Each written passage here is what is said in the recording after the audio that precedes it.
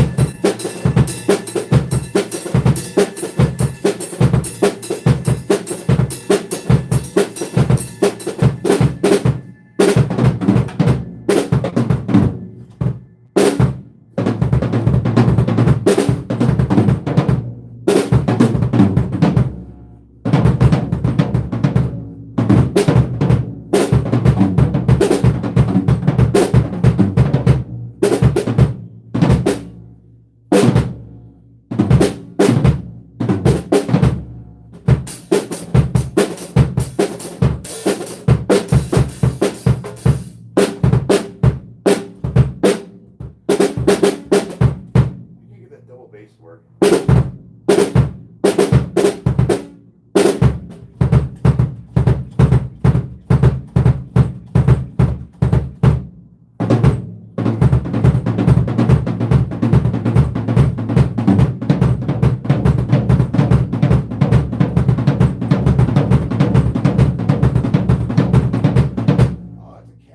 Man, that burns.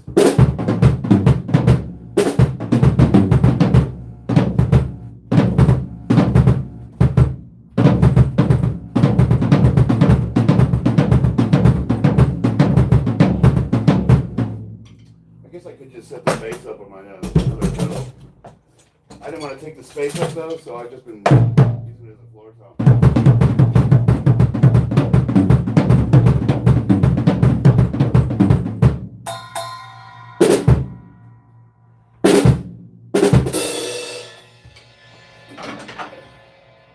Anywho, quick warm up there.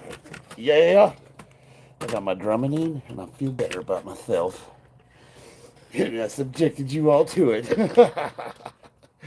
How's everybody? That is a good warm up though. You got a drum set, play the drums hard for about 5 minutes, you're good to go. Let's clean my lens off there. I swear I'm not that ugly. If you play any 3 Days Grace, I'll donate 25. So what was I lying about, Rich? What you got me on?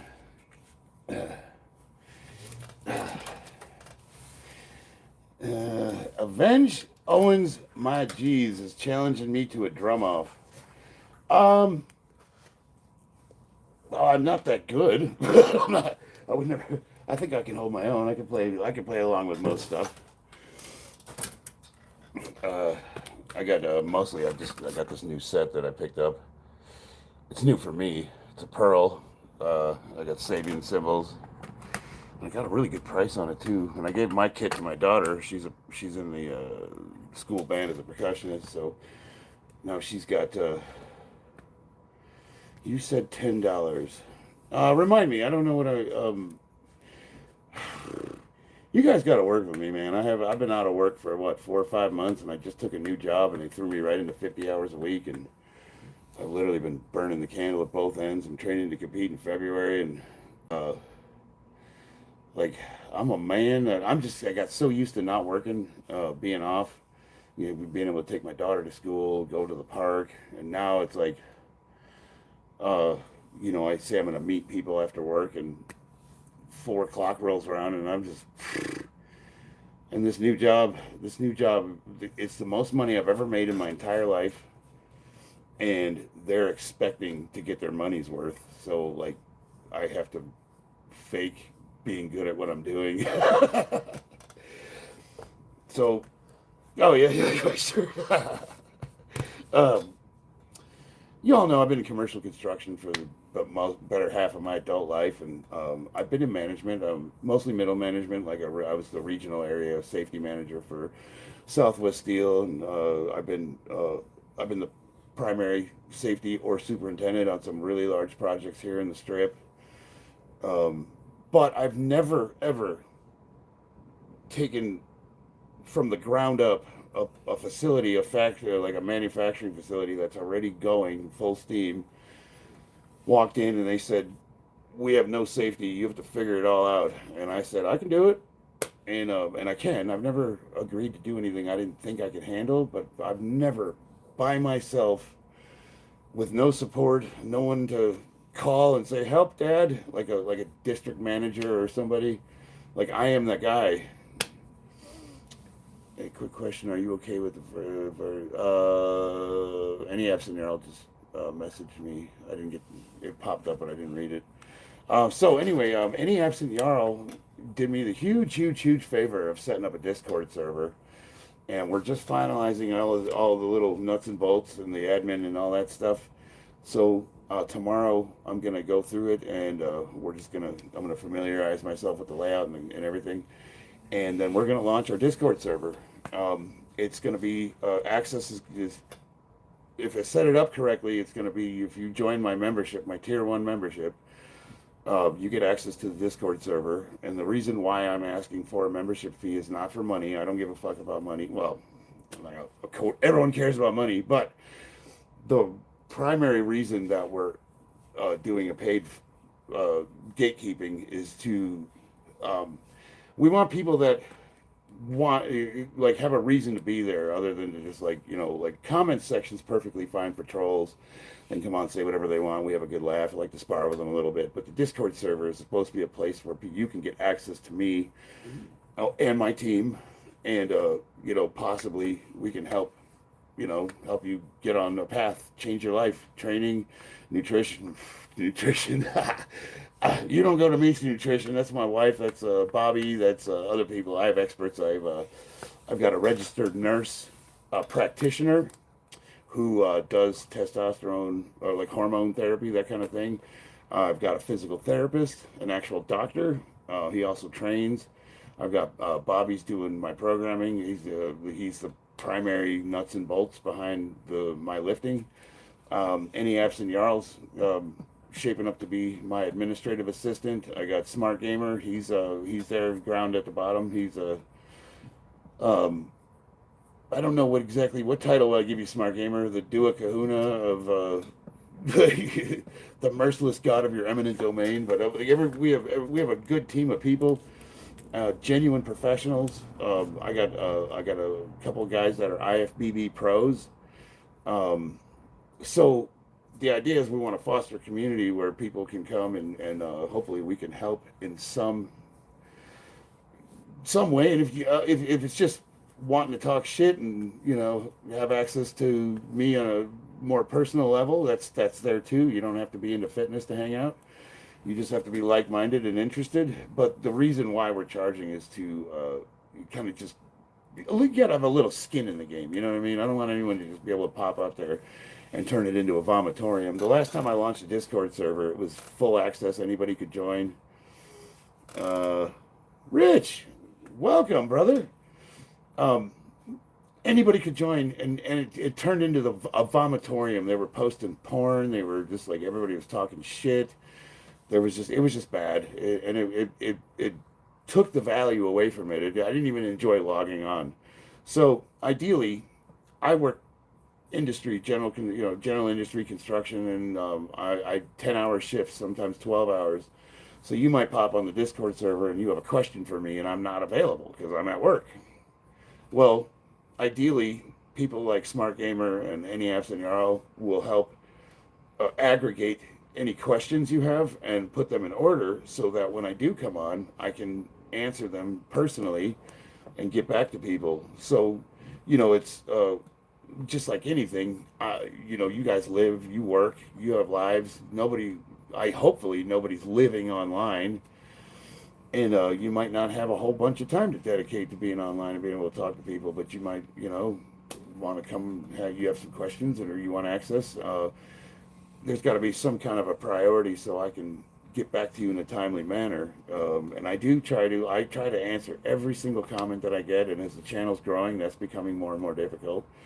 But we genuinely, the community that's stuck with me to this point, you guys are fucking awesome.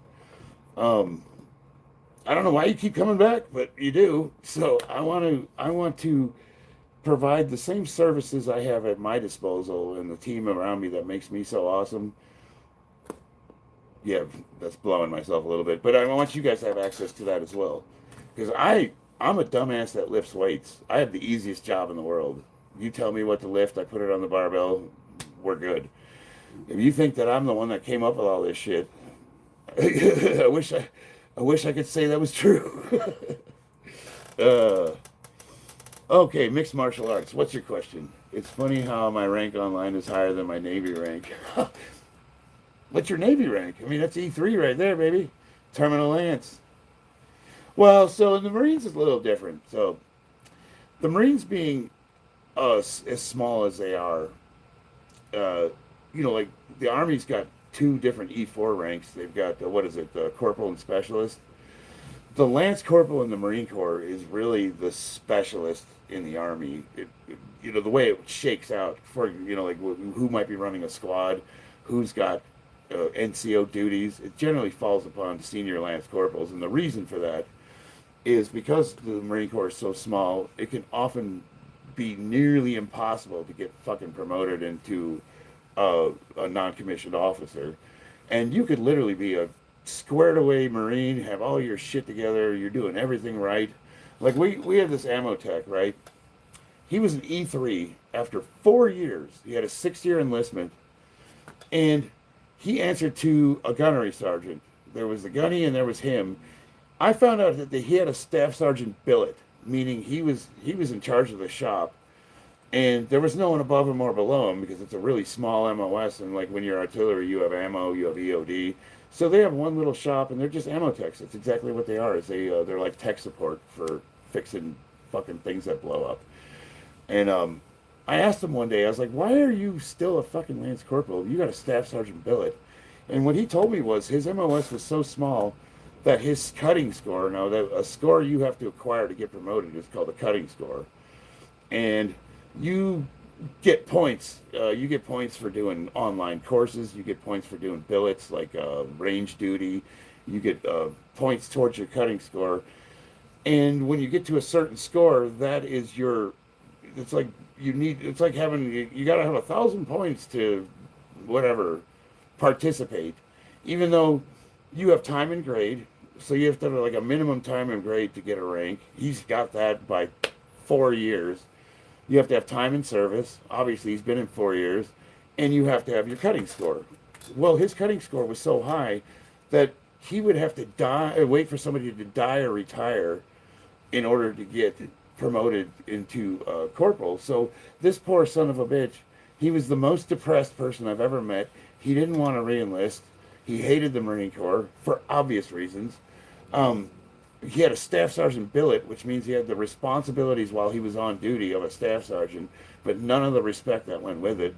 And watching this poor guy trying to order sergeants around because that's his job, and then having them fucking yell at him because he's a lance corporal was the most miserable thing. I used to fucking hate these assholes that gave him shit because they just didn't understand that there was nothing. And then, of course, everybody thought he was a fuck up. They thought he got in trouble. They thought he was they were always asking him, like, what the fuck did you do?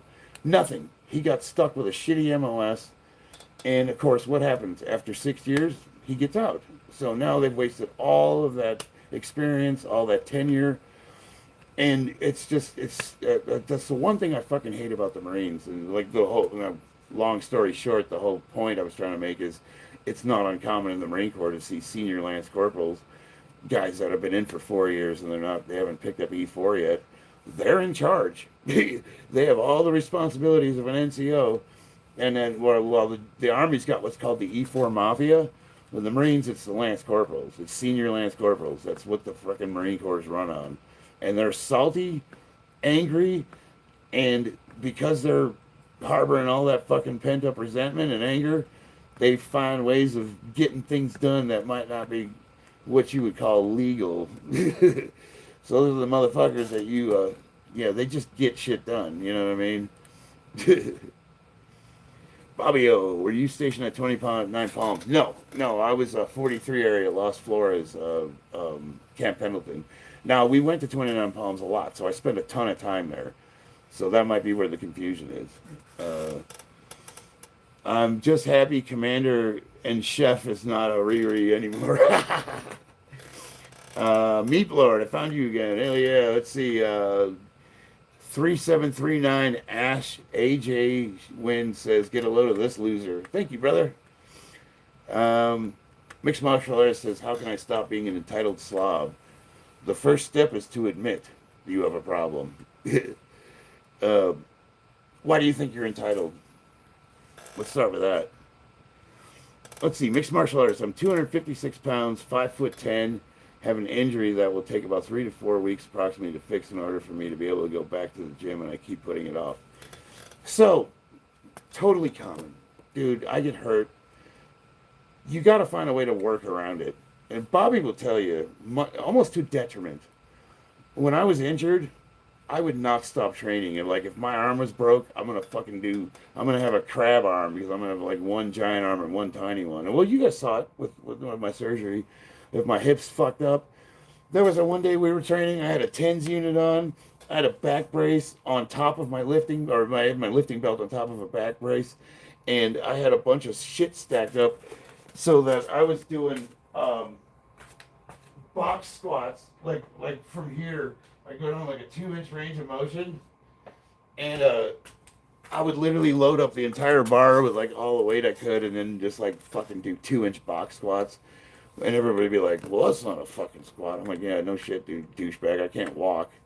I would just find ways to train around the injury, and do it reasonably. You want to protect the injury at all costs, and sometimes rest is like, you can honestly say, like, for some people, like guys like me, rest becomes a discipline. Like, if I tell you it's your job to take a deload day, and you're one of those guys that just can't, you gotta go, you need to have the discipline to take that deload day. And so pretty much anything that you struggle with, if getting off your ass and go to the gym. That's why I love having equipment at home, because it's really hard it's hard to have an excuse when you walk out the door and the shit's staring at you.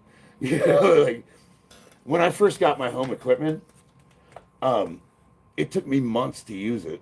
And I was sitting there, the rack's set up, all my weights are shiny and brand new, didn't even touch them yet. And I kept saying to myself, I'll do it tomorrow. So that can be a problem. When you have it at your disposal, it's easy to come up with the excuse like, what's one more day, right? Like, for fasting, if I got to do a 3-day fast, sometimes on that day I'll be like, I can wait one more day, and then I'm piling ice cream down and like, Um, I don't know. The best thing I can think of, honestly, when it comes to um, motivating yourself, is to put your accountability into someone else's hands. For example, I got Bobby, and if I don't answer my phone, he starts blowing me up, and then he'll start hitting me up on other media, and he's like, "What the fuck's wrong with you? What are you doing?" And I got my wife and my kids, and obviously, like, people will, like, if it was just me, I could live in my fucking car, and you give me a phone and access to YouTube and a liquor store, I'm good to go, man. I'll just fucking go die drunk in an alley somewhere, and if just me, I wouldn't care. But I got kids and they love me and I love them back. And I got my wife and I was like, I should probably fucking go to work today. And my wife's like, I didn't marry a fucking fat pig. I'm like, all right, she's a pretty good looking woman. I should probably like do some fucking sit ups so that I'm at least pleasing to look at. Like, I can't, I can't train my personality, but my arms can look decent. Like it's good to have people to be accountable to. Are you religious? No, I can't stand religion. I'm a Christian. I do study the Bible. I God and I we have a relationship on my terms. Um, I don't think very highly of religion whatsoever. That being said, there's a lot of good that comes with religion, like community, mostly community. I think that's the number one thing that we're lacking today is like, like when I was growing up, I knew all my neighbors. Uh, all the kids on the street, and here in Vegas, I mean, I lived next to people for 5 years, and I don't even know who the fuck they are. And we try to reach out and we try to say hi to everybody, but the point is like sometimes belonging to a church can bring you that community that I think that is very necessary in today's day and age. But that being said, I'm very jaded. I grew up Catholic, and I have a lot of problems with the Catholic religion. And I studied theology in college. I studied church in college, and I don't know, man. I've got a lot of problems with organized religion, but I read the Bible, and I can make up my own mind. It's nice to. I can think one thing religion does provide is like a community of like-minded people that you can discuss ideas with. But I think for the most part, what I've observed with church and as far as the Christian ones that I've gone to, is a lot of people go and they don't have any idea what their beliefs are. A lot of them go because they think they're supposed to. Like that makes a good person. You got to go to church on Sundays. Yeah, but why? When you ask the question why, most people can't answer it with a thought that they've generated. They have canned responses that they've heard told to them their entire lives, but they've never really actually thought about what their motivations are, and that's what bothers me about religion. It turns people, it turns them into ideologues. My mom goes to church 5, 6 days a week, and she sits in those pews and listens to that priest, and then she had the audacity to tell me that I'm living in sin because I didn't get married in a Catholic church, and I'm like, who the? She said my kids are going to hell because they weren't baptized. Like, okay. I'm joining a powerlifting club soon. Rich guys. Which one are you joining? Who are you? Who are you getting? Talk to me. Let's see. Your Dutch vendor says I'm now going to spam random shit about microwave. Hey, let me know how that works out for you, brother. Well, I mean, if you want to talk about microwaves, I'm an engineer, so we can get into that. Is there life after death? No warning shots. Yes. Yes. I believe that wholeheartedly, and it doesn't. I don't believe that because of religion or the Bible. I've got some theories, and if we want to go down a rabbit hole, we could talk about it. But I'm 100% convinced that this meat suit that we're wearing is not the end. Now, what that looks like afterwards, I got some ideas, but what's my favorite classic car? Kenny, that would be the 1967 Corvette Stingray with a 427.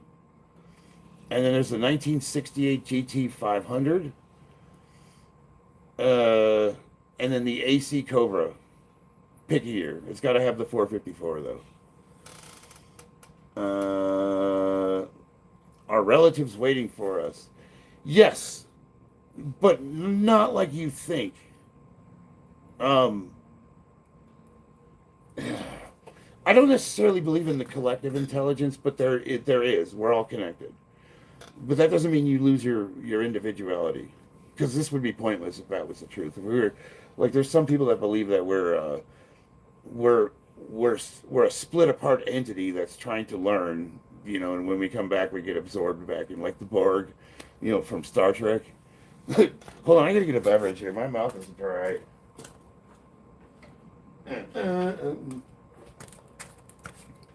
All right. Jesus is waiting for us. I'm a Christian, so I do believe that, but not in the way most Christians believe. I think there's a gross misunderstanding of what Jesus is and what his purpose is. And there's a gross misunderstanding of what our relationship to him is supposed to be, because most people just don't understand, like, and I'm not saying I'm like some fucking genius that has it all figured out, but like the Trinity, people just don't understand who Jesus is, and really what he came for, and like why he had to die for us, and that confused the shit out of me too. Believe me, I've been chewing on that for about 4 years now.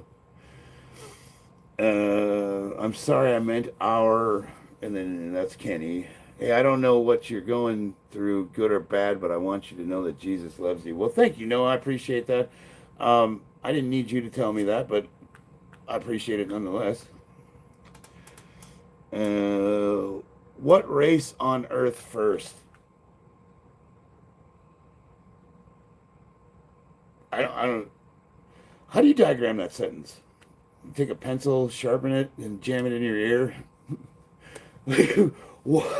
What race was on Earth first? Oh, what race was on Earth first? What race of, like, what do you mean race? Define race. Okay, I'm gonna blow you guys' mind. Anybody that thinks about race, go on Google right now and type in map of Earth by skin color. Just type that in Google, pop it up, and there should be about 4 or 5 different sites that come up with maps, and they should all be pretty similar. Now, once you've done that, tell me what you see, and then using deductive reasoning, as Sherlock Holmes would say, tell me what your thoughts are when you see what you found when you type in map of Earth by skin color.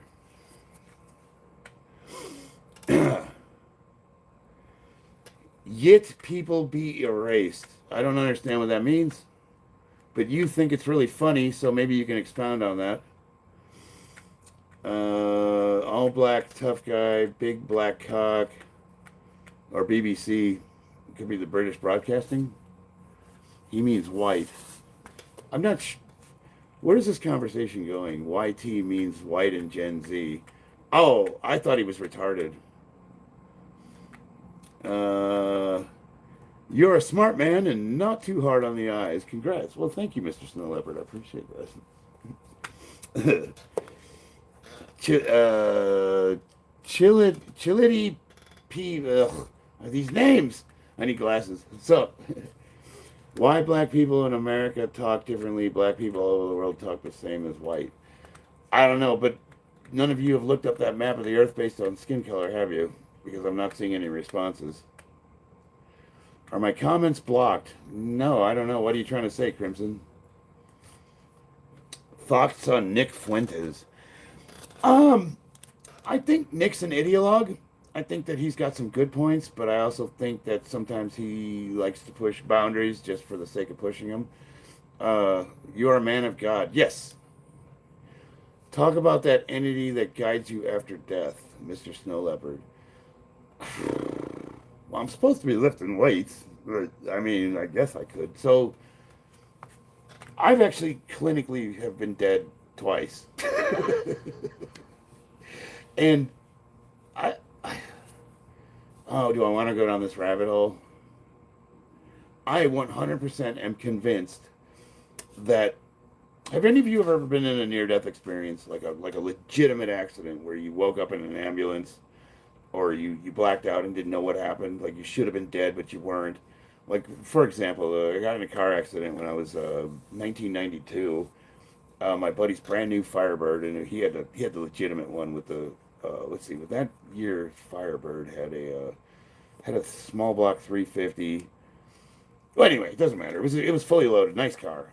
Just bought it, just got this thing, and we were coming off the freeway exit ramp, and as we were crossing the street, I looked to my uh, right, and all I see is headlights, and bam, guy hits us 45 miles an hour straight into my passenger door, and we spun out 100 meters or so. Like we went a pretty good distance, and his car got smashed like an accordion. It was bad, and they had to cut me out of the car with the jaws of life. So my buddy Joe Adducci, and he's a Facebook friend of mine still. You can look him up. It's Adducci. It's Italian, Adducci. Joe, if any of you want to look him, he's a real person. You can ask him about this. His car was fucking totaled. The car was like bent in half, and I was in the bent side, so I couldn't. I could not move. They cut me out of this car, and it took them about 30 minutes to do so. And when they pulled me out of the car, I didn't have a scratch on me.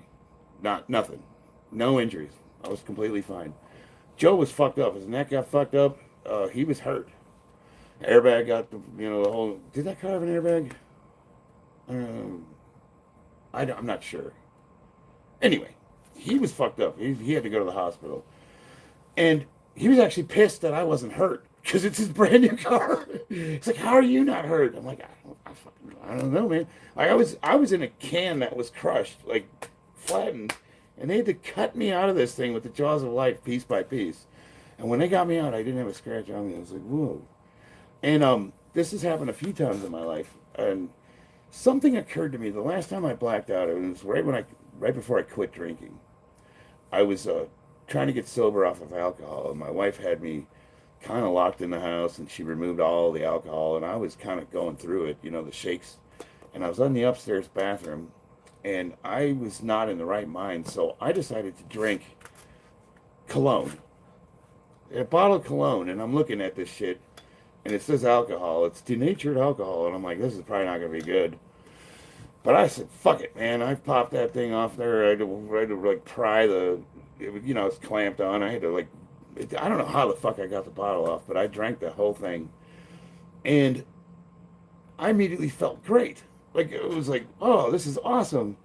And then I got in the shower, and then I remember waking up in the hospital, and apparently I had immediately blacked out in the tub, and the water was pouring on me, and my wife was like, from what I was described, she was screaming, trying to get me out of this tub, and I was unresponsive and cold, and she called 911, and the ambulance came, and I have no idea how they got me into the ambulance, and I guess I coded or I died.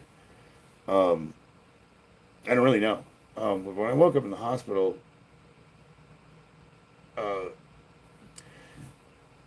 so where am I going with this? So after we'll fast forward. So obviously the horrible stuff. I had to go to rehab. There was all that shit. But right about this time, I noticed, before that incident, people loved America. There wasn't all this racism and gender bullshit, and I just remember things were pretty cool.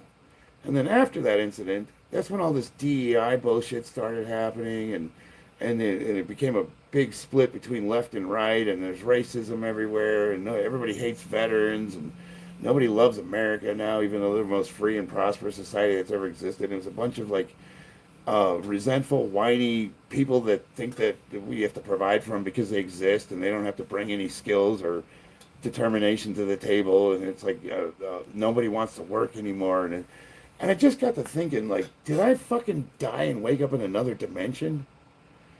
And then I started learning about the Mandela effect. And then I had another incident happen, another accident. And similar situation, had to go to the hospital, like died apparently, or came close to death to where I was no longer conscious. This happened like 4 times in my life where I should have died, like should have been just dead. But I wasn't. And I had this crazy fucking idea.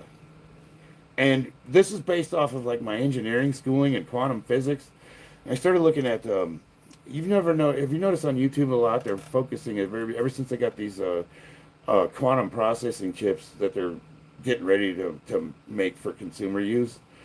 There's a lot of videos about entanglement, quantum entanglement, and it's widely the idea that there's more than one dimension or multiverse, if you will, has become scientifically accepted as a valid theory.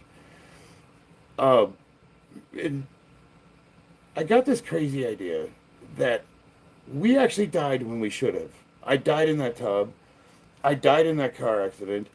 I died in that when we had the chlorine explosion at Olin, and I woke up at the UMC Burn Center.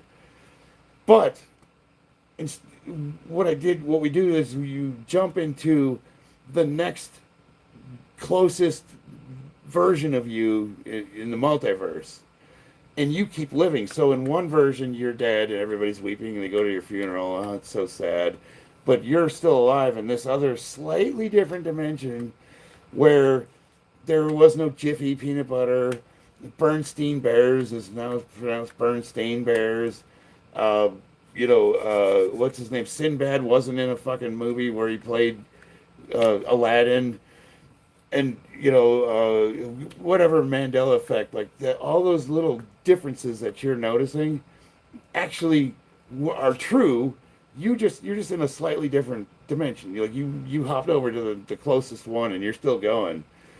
So this is my theory, and I know this might sound nuts, but we're all going to live to our ripe old age of whatever, and die of old age in our whatever till your actual body expires. I mean, nobody's going to live forever, so eventually you will return to the source. But you've died every single time you should have died. There's a version of you that did pass away in that dimension, but you're still going, and you just keep jumping over and over. And there's talking about quantum physics, there's a lot of research going to suggest that all of these multiverses are starting to collapse into a singularity. And eventually, like when the end of time, whatever, if you want to go like the biblical apocalypse, that'll be about the time when all the timelines converge into a single one. Man, I don't know how to say this and like articulate it in a way that doesn't make me either sound like a sanctimonious prick or a retard. But I mean, like, I'm not just spitballing this based off of like ideas I had on like some crazy meth bender watching YouTube. Like, I actually do have I'm into science. I got science studies.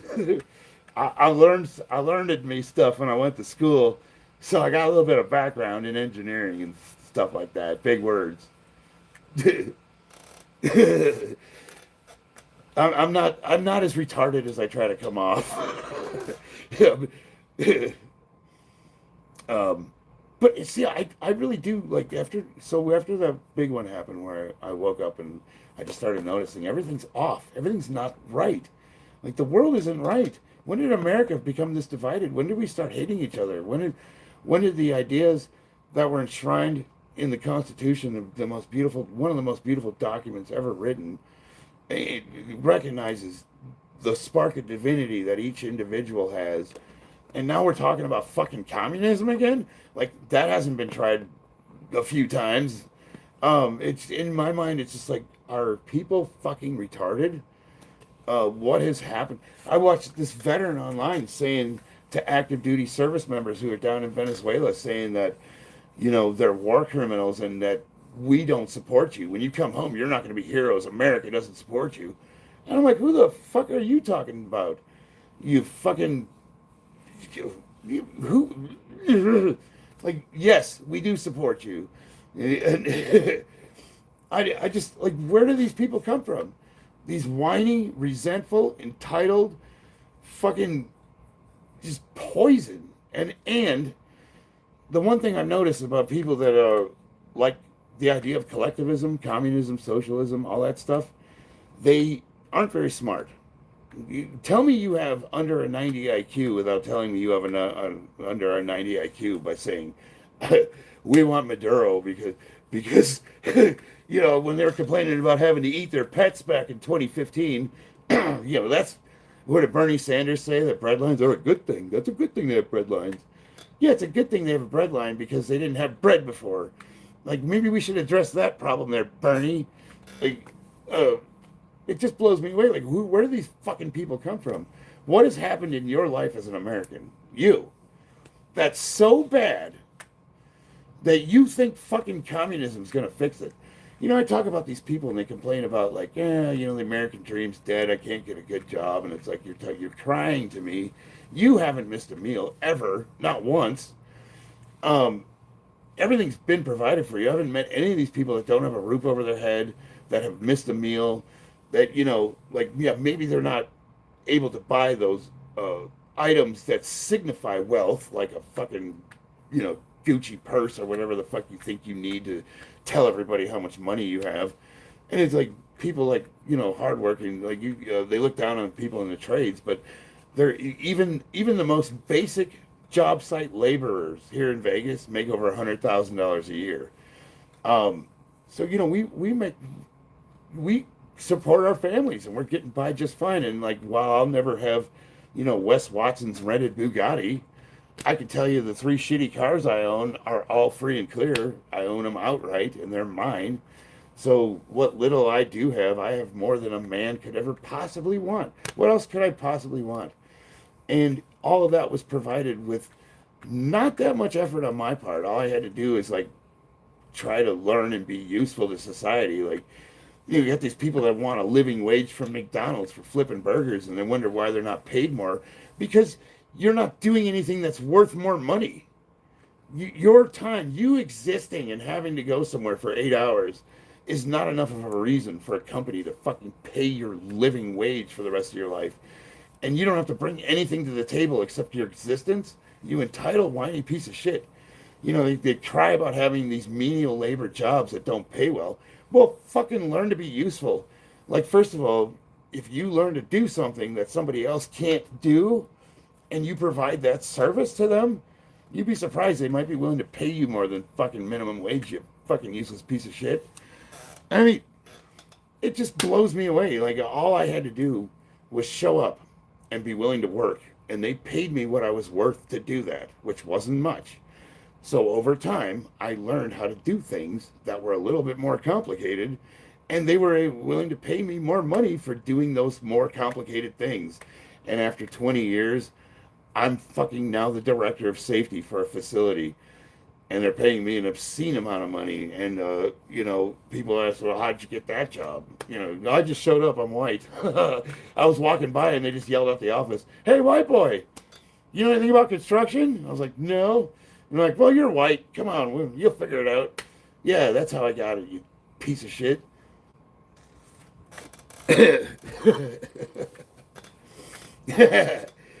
Cardi Bull says, guess you got a break from being on your knees for once. Hey, if they would pay me a lot of money for that, that's a service, right? That's a service some people are unwilling to provide. That makes you valuable. Now you're getting it. Tell us about your transgender lover. Oh. That's rude.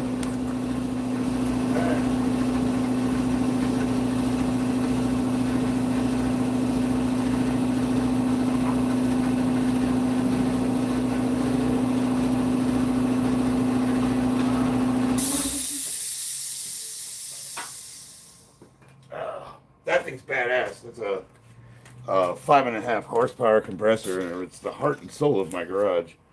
Ah, trannies. If I could ever find a passable one. No, but just don't tell my wife. Do you call your boyfriend daddy too, or just Trump? See, Cart, I can tell you're trying to troll and be funny, but and the reason why I haven't read your comments is because they're not really good. Like, we don't mind trolls, and I don't mind you making fun of me or saying derogatory things, but I expect you to have put a little effort into it, and you're not there, brother. It's, I know you're trying to do that mic drop, like, oh, got him. Bro, I don't know if maybe you're autistic, maybe you've got a sub 80 IQ, maybe you're young, but take 5 minutes, write some stuff down that you think is going to be funny or derogatory. Maybe if you got a roommate, run it by them. Hey, is this funny? And if they look at you like this, like, think about it. If you're going to be a troll on YouTube, if that's what your intention is, and you're not good, what are you doing with your life? Like, I mean, I want to be able to go at it with somebody. I want you to troll me and, like, make me laugh. And you're just, I can see you trying so hard. You're repeating yourself with these comments, and I'm not reading them because they're not funny. Like, come on, bro.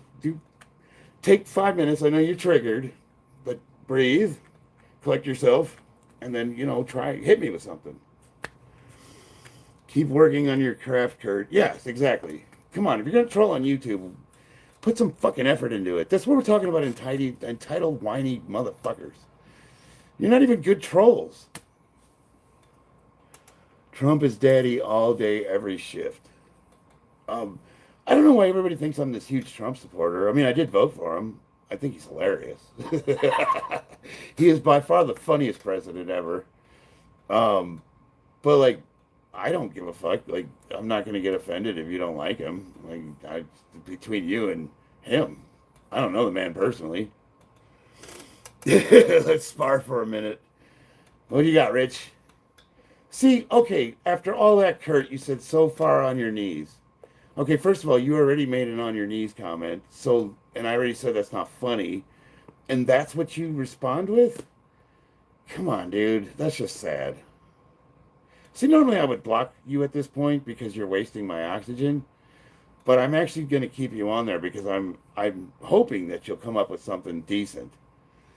You're just exposing yourself as being, like, mildly retarded at this point. All right. Dude, I support our president 1,000%. Yeah, no, so here's the thing is I am a Trump supporter, but, like, I'm not the type of guy that's going to get offended, like, if you say you don't like him. Like, I don't give a fuck. Like, first of all, he doesn't know me. I mean, it's sort of like sports. Like, if you're a Bears fan, or no, a good one would be Raiders and Chargers. I was a Chargers fan, I guess you could say. The Marines used to have a bear cart there at the Jack Murphy Stadium. It used to be called Qualcomm. Or no, it's Qualcomm now. It used to be the Jack Murph. So we get to see the Chargers games, and every few months the Raiders would come in. And these motherfuckers would just be screaming and being indignant. They had to raise security. They're starting fights with people. And I remember this one Raiders fan walked into a room and he said, I'm going to whip all you motherfucking asses this weekend. And I'm like, who? Why? Why are we fighting? And I simply just asked him, I'm like, whose ass are you whipping? And he's like, the Raiders. And we're going to kick your ass. I'm like, I don't play for the Chargers. Like, I don't care. Like, why do you think I care if you don't like the Chargers? Like, why? I was at a bar. This two guys at a bar. I'm sitting on a stool or a little table, and one guy says, man, I really love Eddie Van Halen. And the guy next to him goes, fucking Van Halen's gay. And then literally like 2 minutes later, these dudes are fighting. They're swinging at each other. And I'm just sitting there thinking, like, do you know Eddie Van Halen personally? Like, if you don't, like, why do you think I'm going to be upset if you don't like something that I like? Does that make sense? Like, I don't care. That's your shit. Like, don't put it on me. I don't give a fuck. Oh, if Trump's fucking whatever. I'm like, okay. Like, and? I don't understand why you think I'd be offended by that. It kind of makes me worried that it's such an emotional response for you. Do you need a help? You need a hug? Do you need someone to listen to you? Are you okay? Like, show me on the doll where he touched you. Like, did Trump touch you in your naughty parts? Like, are you all right? Were you on that island?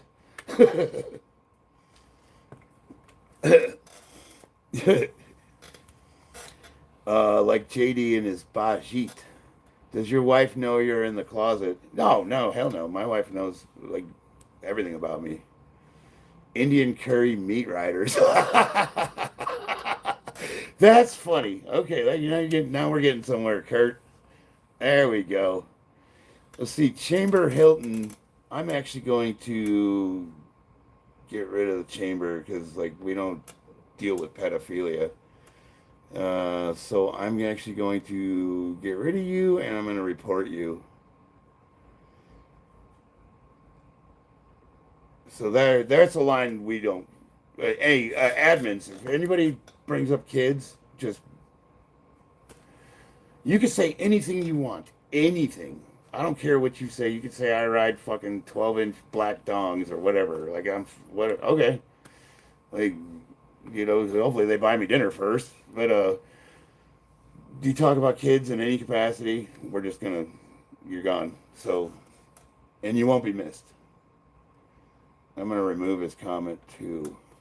All right. I'll look at his deleted message to see what he said.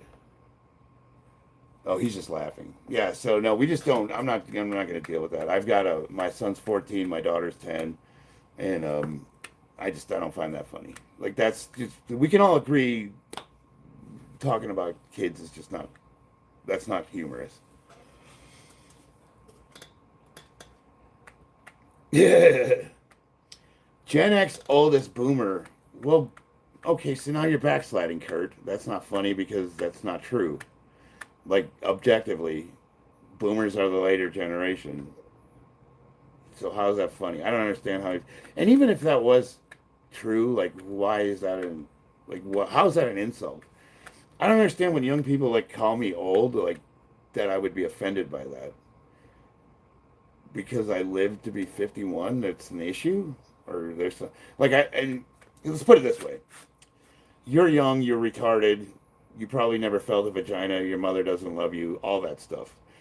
I would not want to trade what I have now to be in your shoes, even though you're younger. Mostly because it sucks to be you, clearly. I mean, I can tell by your comments, you're not winning at life. Right? So, why do you think I'd be offended because you call me old? Like, I am. I'm old. It's like when people call me white boy. Well, yeah. How's that offensive? Like, why do you think I'd be offended by that? I would still rather be me than you. You know what I mean? Like if I woke up tomorrow and I was you and I have not seen you and I don't know a thing about you, but just based on your comments, I'm pretty sure I would kill myself. You know what I mean? So you're old. Oh, you got me. Wow, zinger.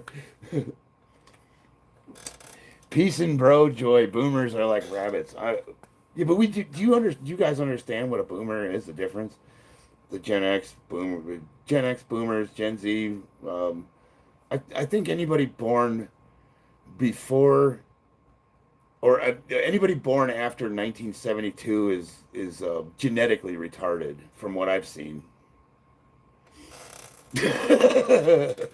Oh, my young friend, any absent, you're excluded from that. Oh, we got a rock marine. I don't know how to pronounce your name, but that's fucking awesome. Can I say Semper Fi, brother? People can support Trump and still criticize things Trump does. Yeah. Yeah, well, I think Mr. Chili, like the point I'm trying to make is like I'm not ideological. You know what I mean? Like there's no if I register as a Republican, that does, you know, like I don't attach myself and put myself into a category based on like intrinsic or immutable things. Like the ideologues on the left like to judge people by their immutable attributes. Like, you know, you're all white people are X. Like the whole slavery thing. Like even if if that argument held any water for me, and it doesn't, because I was never a slave owner and you were never a slave, so the whole premise is retarded to begin with. But like the fact is like, yes, I'm white, but my family came from Ireland and Germany after World War II. They immigrated to America, and I'm pretty sure 1946 was a few years after slavery had been abolished, from what I can remember. And then they still find some way to assign that guilt to a fucking island that's thousands of miles away and had nothing to do. You know what I mean? Like the whole argument to me is stupid because it's like, well, what are we dealing with right now? You're putting your inadequacies on me, somebody you've never met and has nothing to do with you. Holy shit, Mr. Snow Leopard, you juuling me up. I don't know what any of these means, but thank you. Very few real Americans in your simp billionaire ball gargling fest. You're trying so hard, brother, but it's not landing. Let's start with a declarative sentence, Kurt. Like, write out an actual declarative sentence. Something like I, premise, adjective, verb, you. And, like we need to have like a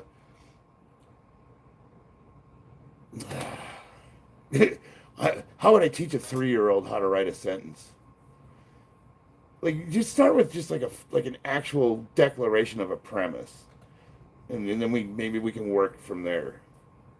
Like, you are gay. Okay, I'm gay. Now let's expound upon that. You are so gay that, and then from there we can expound upon that. Like, you are so gay that 8 guys trying to fuck 9 guys looks like a Catholic wedding? Or, I don't know, like, work on it. Chew on the idea. You got your premise. Now you want to fill it with some verbs, some adverbs, and color it up a little bit, and then, read it a few times. See if it resonates. You see what I'm saying? It's like there's a process to it. Like, right now, you're just picking words that sound insulting, and you're throwing them at a wall like a retard trying to smear shit all over the bathroom or something. You're fecal painting.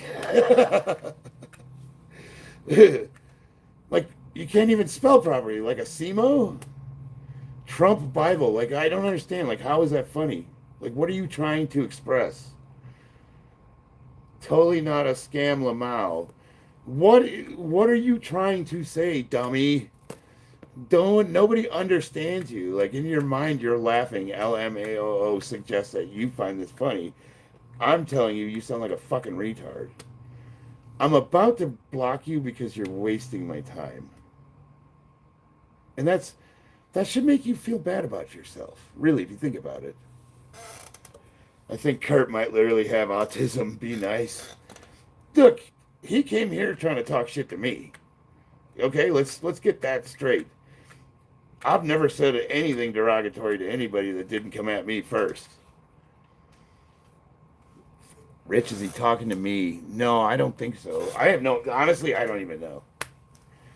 I think he's just babbling. I mean, he might be having a stroke, to be honest with you. So somebody do a wellness check on him, maybe? Does anybody know Kurt? Maybe we can see if he's okay. No wonder you have 17 viewers. I mean, think about it. You're, on the toilet, maybe having a stroke, and you're the one sitting here watching it. It says more about you than me. Yeah, right? He's banging on me because my viewers aren't very high, but he's the one that's taking the time out of his day to suffer through it, I guess. I don't know if this might come as a shock to you, Kurt, but I don't mind being here. You know what I mean? Like, it doesn't bother me. I would be lifting anyways. So all I'm doing is turning the camera on. If you tune in, you tune in. So I'm not sure who that says more about.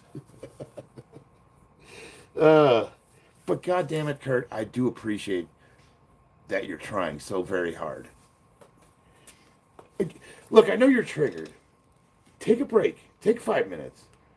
Like, really think of something. Like, try. I'm asking for an honest effort.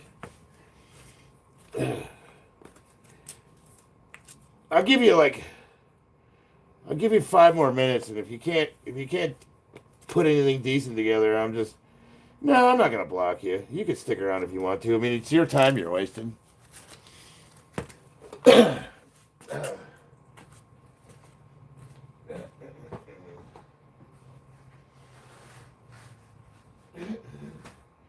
It's no skin off my ass.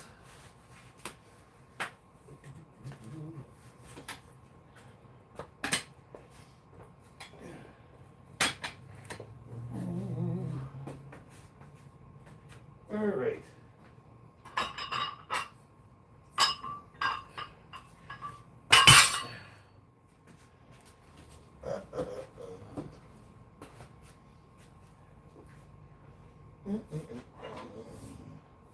Oh, Bobby, you still in? Bob, are you still with us, or did you fall asleep? Maybe give him 5 minutes to think of a more. Oh, so here's what I'm going to do, Kurt. I'm going to put you on a 5-minute timeout, just so it forces you to think of something decent. Okay? So we're going to put you in a timeout. 5 minutes. Bam. All right. Kurt, you're in a 5-minute timeout. Take those 5 minutes. Maybe go online, look a comic or two up, find somebody like that's like a rant type person, and steal a joke. Go on Reddit, find some fucking cringe. Go somewhere where people properly insult other people, and maybe see what you can come up with. Take your time, Bobby. So I'm gonna use the Camber bar. And we're going to work up to 425 for an AMRAP, right? The maggots are crying from the bad jokes. Yeah.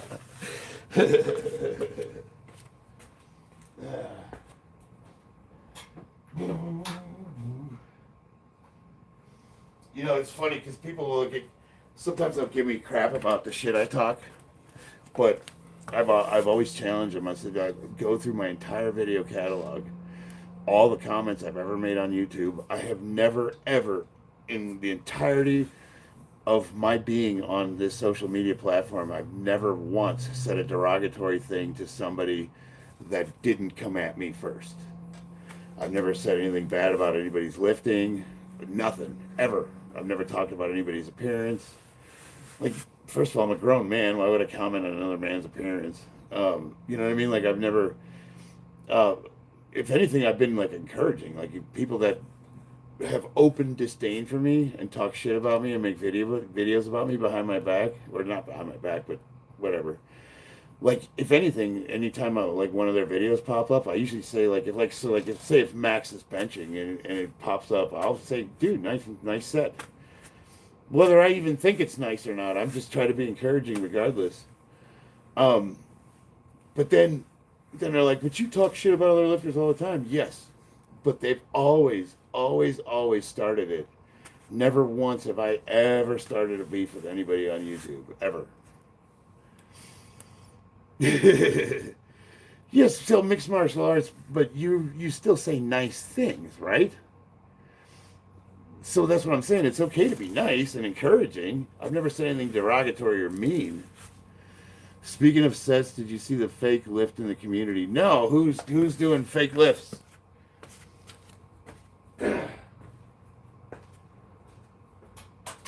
Fill me in on the gossip, Prophet.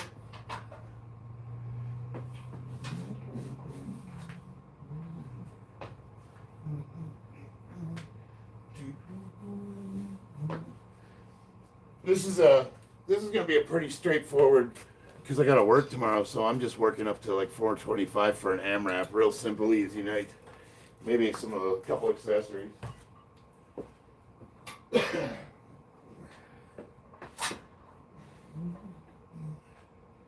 We'll go with a relatively narrow stance.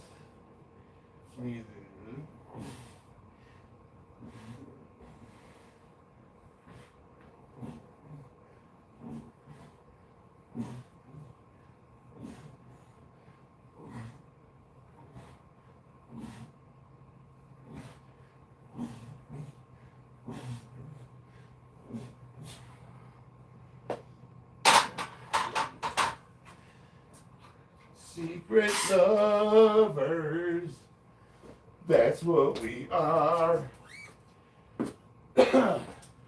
Yo.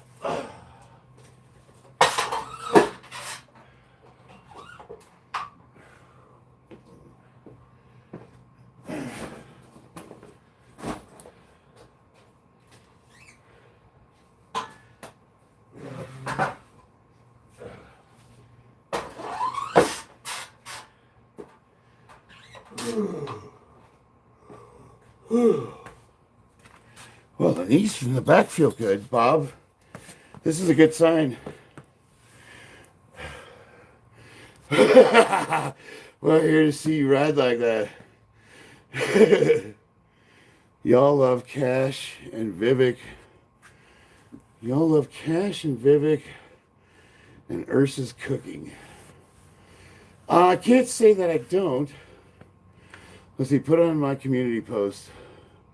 I'll check it out. I'll check it out after. Well, actually, you know what? I can bring you up right now. Let's see. Go to channel. Prophet Fear. I'll wait till my dinosaur computer catches up. Almost 2,000 subscribers. Hell yeah, brother. Prophet, we gotta get your numbers up, man. I think your channel should be way bigger than it is. How do I help you? Tell me what I can do to help you out. Oh, I'm launching my Discord server, Prophet. You gotta be somehow involved in that in some capacity. So, community, where are we at here? Video shorts, playlist, posts.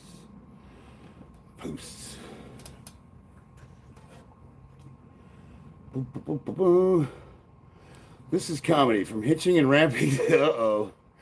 8th rep to conveniently not hitching and ramping to 9th rep. Clear signs.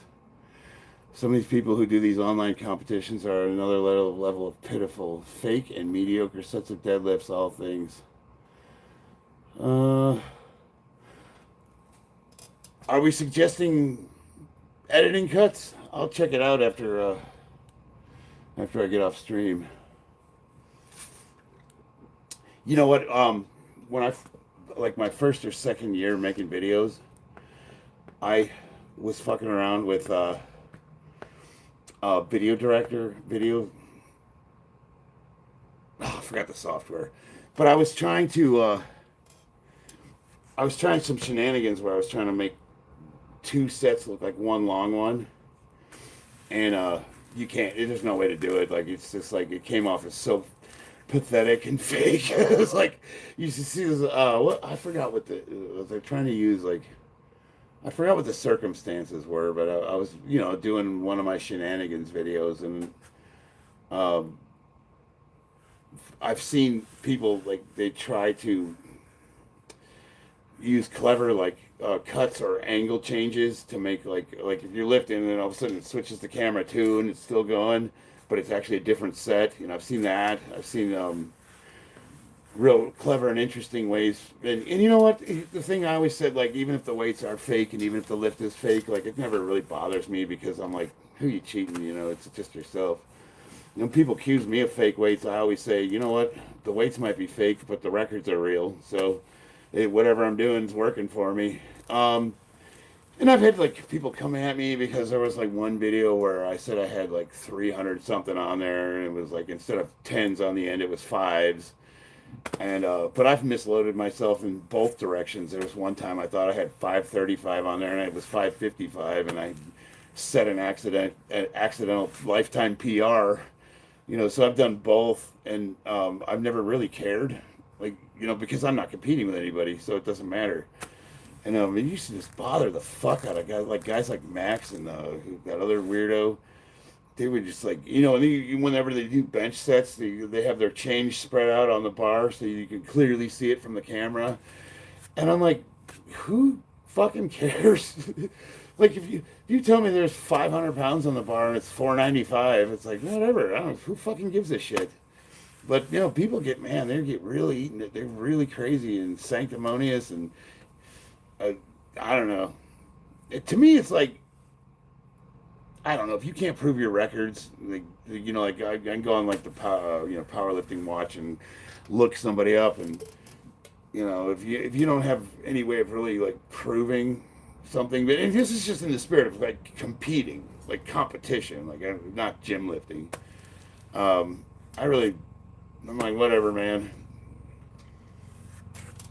But I'll check the video out. I thought it was really nice of JD Vance to invite Nick Fuentes out to Christmas dinner. JD said insulting. Anyone insulting my wife can eat shit. uh, I haven't really been keeping up lately with politics like I should be because of my new job. I just haven't really had the time. And honestly, is it just me or is like all that stuff starting to get boring? Like the amount of vitriol and sanctimony, like these stupid people that are protesting in Oregon about Maduro, like they went in there for oil. Okay, but Maduro is also still a dictator that like didn't step down when he was elected out of office, and people are eating their pets and starving. It's like, where's the moral issue here? Like, well, dude, this shit said it was for oil. Like, I don't fucking care anymore. But what about the genocide in Palestine? Like, well, arguing about Hamas, the terrorist organization. You're marching for Hamas. Like, what the fuck is wrong with you? These people are like, it's getting to the point now where I'm just like, you know what? Collectively, we're all retarded. I just can't. I don't have the mental. I can't do it anymore. I'm just so sick of how stupid Americans are. You really fucking hate this country. Really. I've been out of work for almost 5 months and I haven't missed a fucking meal. And my lights are still on.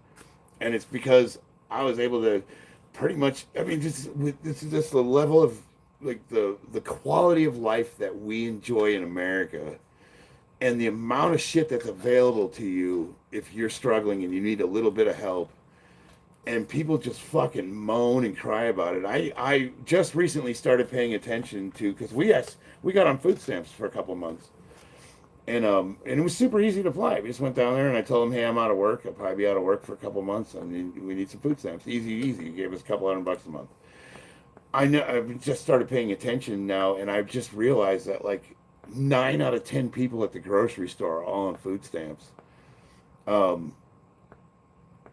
And it's just like, yeah, and one hand, the government's fucking everything up. Inflation's going through the roof. The prices of everything are outrageous. Our cost of living is retarded. But on the other hand, people are basically being provided for that are not adding any value to the system, and they're pretty much compensated for existing. And it's like, what are you complaining about? Where in the world do you think you're going to go where it's going to be better? You know, like China does not have welfare. You're fucked. You provide for yourself or you're fucked. Like, what, you know what I mean? Well, Gen X, you understand how bad the younger generation has gotten, don't you? Yes. Yeah. And like that's why I pulled my kids out of public school, because they're not even teaching them how to read properly. Like I didn't understand. Like my son was having some issues with math problems, like reading comprehension, and you know, he wasn't being. That's when I learned they don't teach phonics. Like kids, they don't fucking teach you how to sound words out. Are you shitting me? So, and we learned this with COVID, with the shutdown, when the kids were learning from home, and I was paying attention, you know, listening in when they're having their classes, and what they do is they teach kids sight words. So instead of like, so you have cat, cat. They teach the kids to memorize the word like a symbol. So instead of like the letter CAT, they see cat as a symbol, like it could be a picture of a cat. But so you've memorized the word cat and you can use it in a sentence. But then if the word slightly changes, like bat, or they have to sound out something that's similar, they don't understand how to use context. So if I like say recidivism, which is a really long word, and I say like the percentage of recidivism for criminals is 89%. And you would say, well, I don't understand that word. Well, what's the context? We're talking about criminals. Okay, 89%. Well, what would happen to criminals? That's 89%. So you can start piecing together what a word could possibly mean by the context of the sentence. They didn't understand that. They didn't understand like how to use the actual topic of discussion to narrow the word down to what the possibility of the meaning could be. And it just blew me away. My wife taught Delphine phonics herself. She really just went and got hooked on phonics, the fucking online course. And once my daughter learned how to phonetically spell or, sound words out, her reading comprehension put her at the top of her class. And then I didn't understand this, but digging into the statistics to find out how bad it really is, they said something like 40%, 47% of Americans can read above a 10th grade level. Are you fucking kidding me? That's how stupid we've become? Like, it just blew me away, and it's all, like, you could see clearly if you look into the statistics that it all started trending downwards when George Bush started with No Child Left Behind.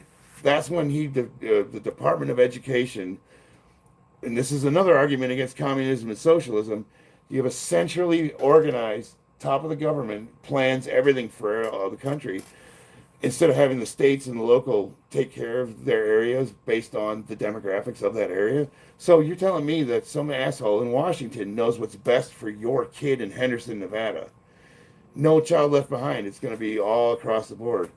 And they're going to change the way math and reading's done so that parents don't understand the curriculum of their children. Because if you had me try to decipher my son's math, that fucking Common Core bullshit, I don't understand it. My brain is not programmed to think that way logically.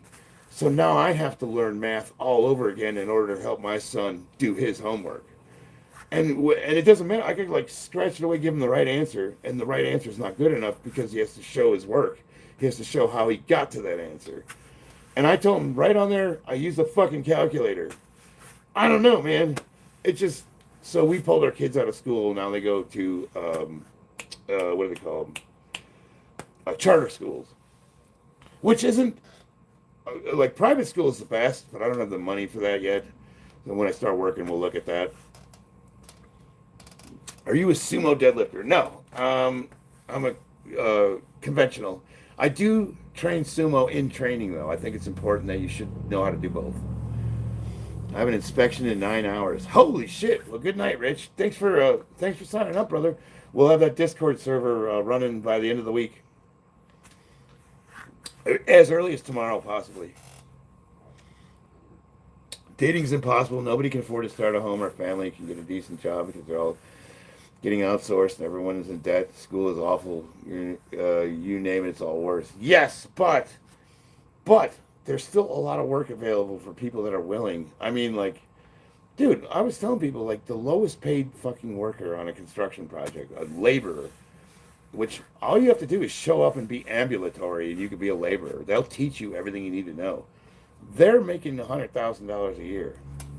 People are like, wow, you got to work construction. Yeah, and yes, you might have to actually do something of value to get paid for it. So like the worst thing, I think the worst thing someone can do out of school, like a high school, is immediately go to college and not have a reason or a plan. And it needs to be a realistic plan. Like, you know, people are like, well, I want to be an oceanographer. Well, what's the fucking market for oceanographers? I want to be a, you know, like like, my dad said, you know, everybody wants to follow their dreams, but you got to fucking eat. And I always say, like, you know, life is shit. Life's hard for everyone. Life sucks, you die. That's what you get. You're not entitled to anything. Nobody owes you anything. You're born, you die. But you got to think of it like, okay, as fucked up as things are, what opportunities do I have and where could I go that they would be better? And you'll find that, like, even though things are fucked up, and we did this to it, we allowed the government to get the way it is, and I don't know what it's going to take to make it better, but you got to realistically look at, like, what can you do for yourself to make yourself more valuable? And if you're going to indebt yourself hundreds of thousands of dollars to get a degree, I would not waste a single fucking penny on school unless I was absolutely certain that it was going to be something that I could use in the future. So I always tell people, man, put fucking college off. You know, get into the trades, like do some work for a couple of years and then go to school. For example, when I got out of the military, I started working in a chemical plant as an operator, and it was paying $25 an hour, and this is back in 2007 or 8.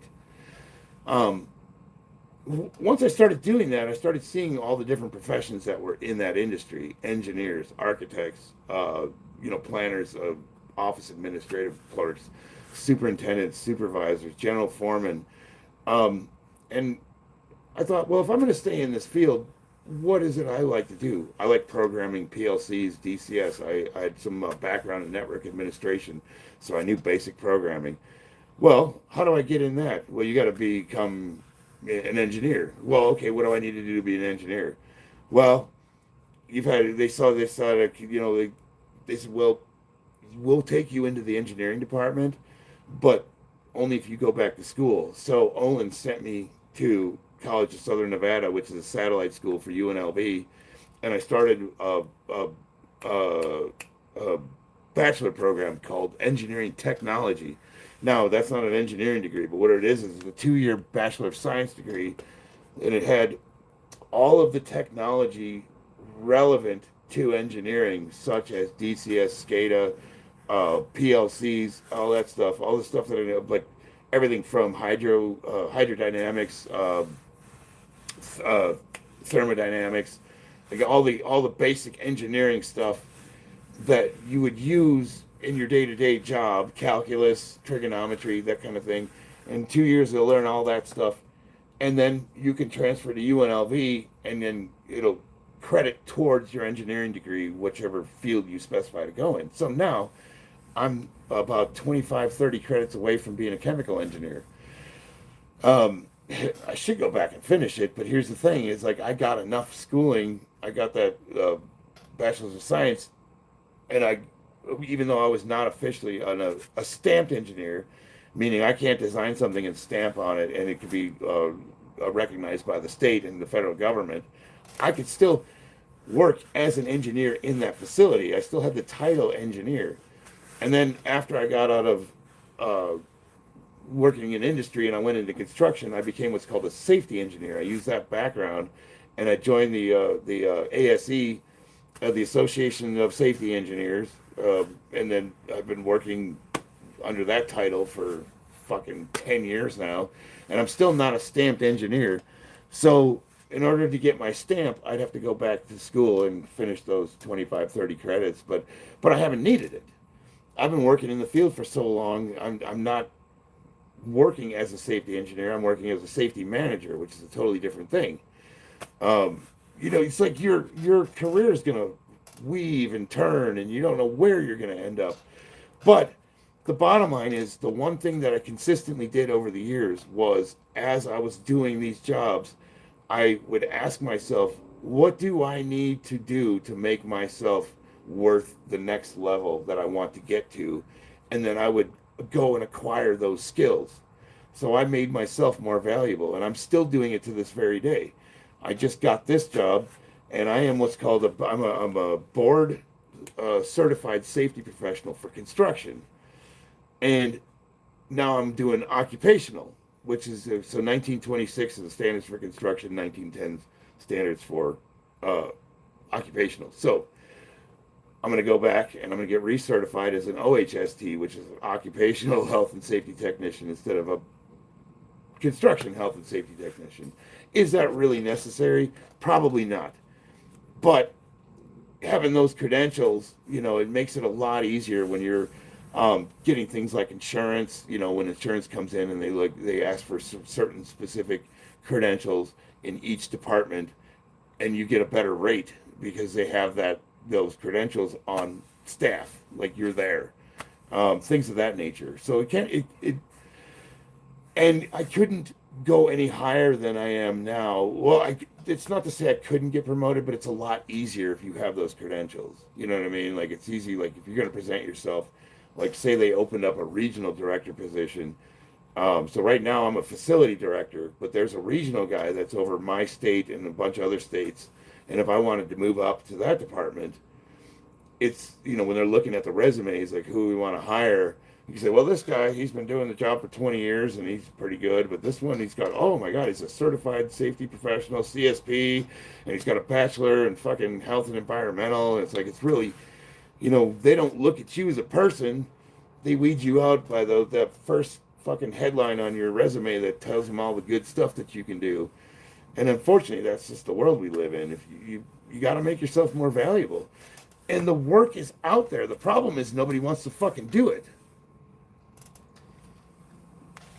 And nobody, starting at the bottom sucks. It fucking blows.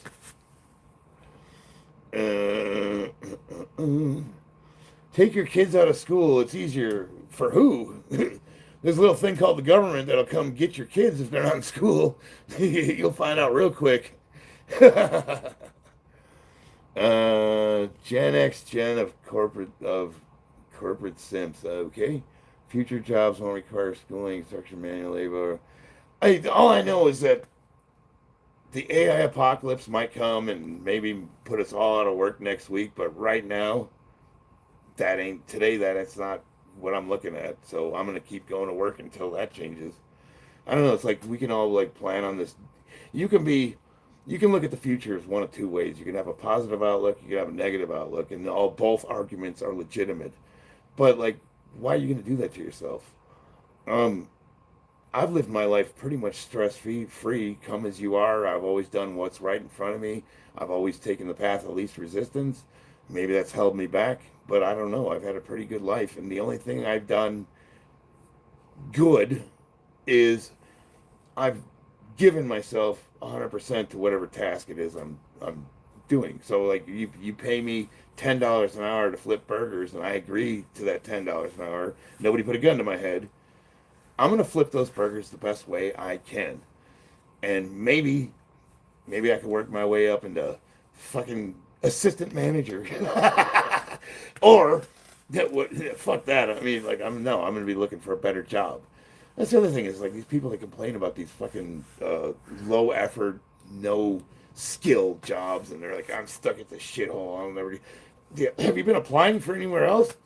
You know. Have you tried to do anything different? I can't go to school at night because I'm so tired after work. Fuck off, you pussy. Like, that's the entitlement I'm talking about. Like, nobody owes you shit. Yeah, it'd fucking suck to go to school after work. And the other thing is, like, if you're young enough, I don't know why you wouldn't take advantage of the military. Go see the fucking world, man. I would do that in a heartbeat. So I've already worked in Australia and Canada. I know there's a lot that kind of pay to work in America. Illegal too. And they pay well. I'm only 24 years old. That's what I like to hear, Stefano. I don't know what a good salary would be in America, but I was making 50 an hour. So $50 an hour here in America, you're not going to have a yacht. But you can get by on 50 an hour, trust me. Especially if you, unfortunately, like, I think one of the worst things that happened was the feminist movement.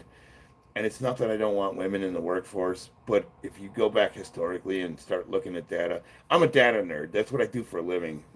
Stats, demographics, data. That's part of my job. And so I like to dig into the data, and I like to see what historical trends are. And the American dream kind of started dying when they let women, the equal pay, equal rights thing, because effectively, I mean, we're looking at this objectively, not from a moral standpoint. Objectively, what did that do? It doubled the workforce. Well, now you've half the value of those jobs because you have double the amount of people to pull from. And that's a very gross oversimplification of it, but that is like the big marker where things started to trend downwards. Now there's a whole bunch of other things that are in that cause, but it's just like, and then people will say, well, does that make you anti-women in the workforce? That doesn't make me anti-anything. I'm simply pointing out the sky is blue. It doesn't mean it shouldn't have happened. It doesn't mean I don't want them to work for a woman. I mean, most of my bosses have been women. As a matter of fact, my boss at this new job's a woman, the regional. Her name's Annie. She's really nice. I could care less about that. I'm just objectively stating that you now had 5,000 employees. Now you have 10,000. Well, I got 10,000. That means I can afford to not offer as much money because there's chances are that one of those 10,000 will say, I'll take the job. You know what I mean? Where before, when labor was scarce, see what that's the thing is like, when labor is scarce, you can negotiate your pay a lot easier because they're desperate. You know the reason I got $90 an hour for this job is not because I think I'm worth 90 an hour. It's because nobody would fucking take the job and I was available. And I said, I shot for the fences when I asked for what I was going to get paid. And I thought that they would haggle with me and say, no, we can only afford 60 or 70. They've accepted it. And that scared me. You know why? Because I'm like, if they were that desperate, like, what am I getting into? And I was pleasantly surprised to find out that it was just a facility that needed safety. They didn't have any, and the people in management had that responsibility thrust upon them, and they didn't want it, they didn't know about it, and they didn't know what to do about it. So they found a professional that said, I can do all that, and now they're really expecting me to go in there and handle it. So now I have to really put the money where my mouth is and deliver, because if I don't, they'll boot my ass down the street in a heartbeat. So that's kind of where it's at. The fact of the matter is because it's so hard to find people that are willing to work, especially in industry, you can negotiate your pay a lot better.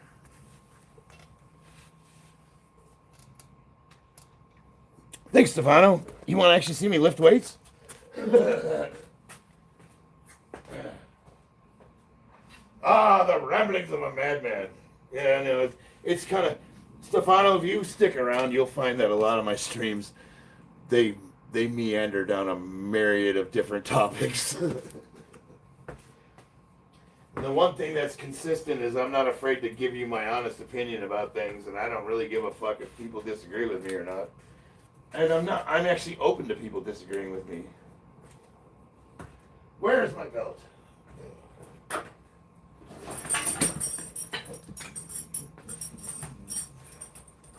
I actually do. I'm supposed to be training for competition, not talking.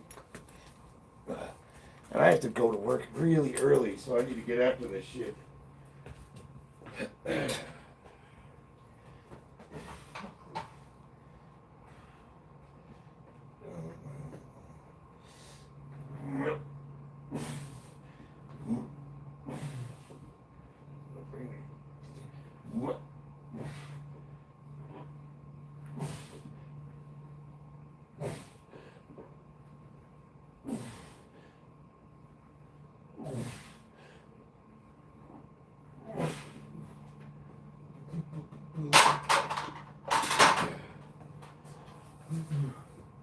It's so easy.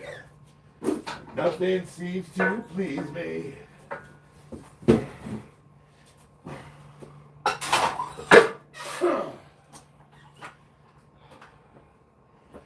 Come with me. Don't ask me where, 'cause I don't know.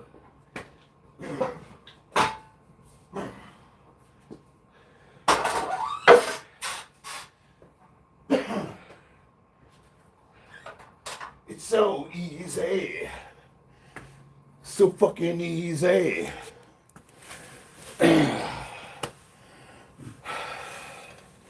Yeah, my wife stayed home too. Mr. Chili, hell yeah.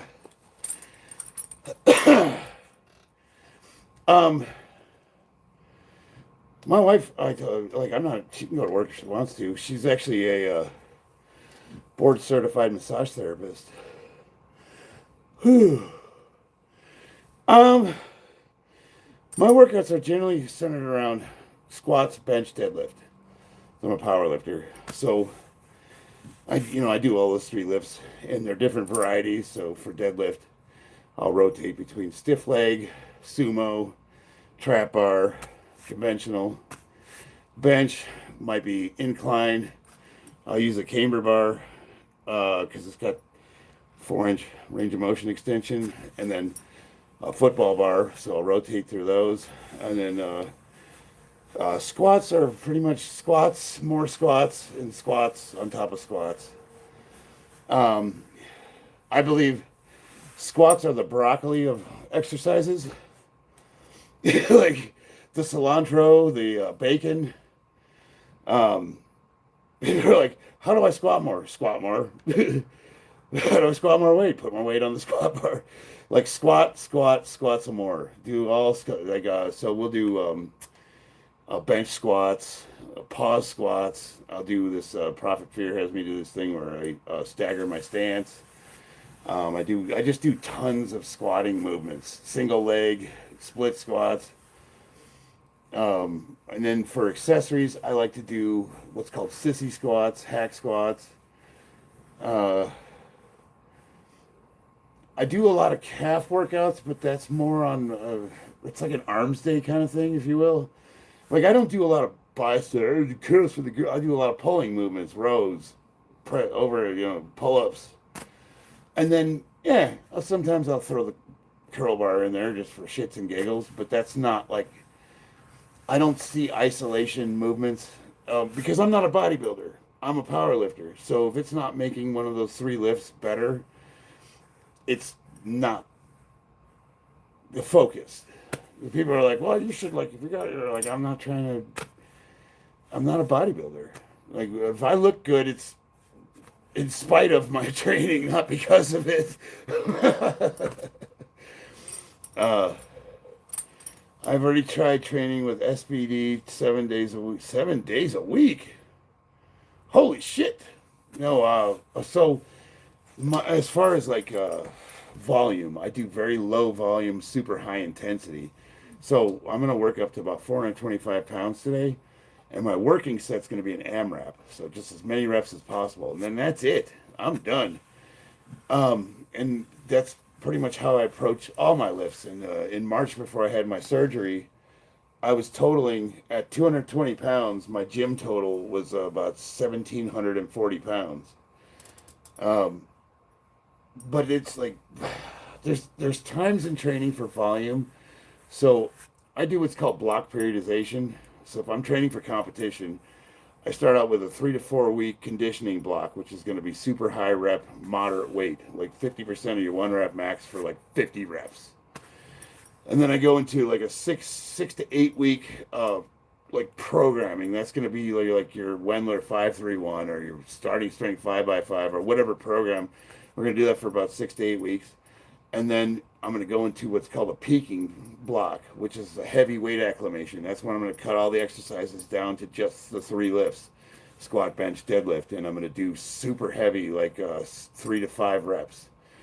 And then a week or 2 before competition, I'm going to get my openers, which is going to be, working up to your opening attempts. That's how I blew my arm out. It was the last workout of the last day of training. I have it all on video. You can check my channel out and watch it. I had 640 pounds on the deadlift, and I was supposed to do that for a set of 4 or 5. And on the first rep, as I was locking out, the bicep popped right off the bone, and it put me out of business. So now I'm starting to get trained again, and so my opening video on my channel, if you watch it, it's me squatting 605 pounds for 5 reps. That was me getting ready for competition. So can I get back there? I think so. My bench at the time was like 410, 415, somewhere in there. Quit leaking the programs. Well, so you're all saying like don't give the milk away for free. They won't buy, or so what's that old like? Why would I buy the cow when I get the milk for free?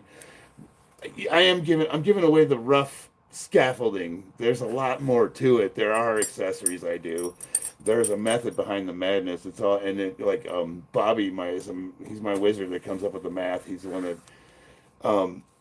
it's a pretty simple. The programming's based off of your 1 rep max, but there's a basic math behind like how many reps you do. Like you can, maybe I'm not articulating this right, but you can get the same amount of hypertrophy and strength from a set of 5 or a set of 10 based on the number and intensity you put into the set. And he's the one that programs my math. My bench right now, I would say probably 365. Let's see, I did 315 pounds for a set of 6 a couple days ago.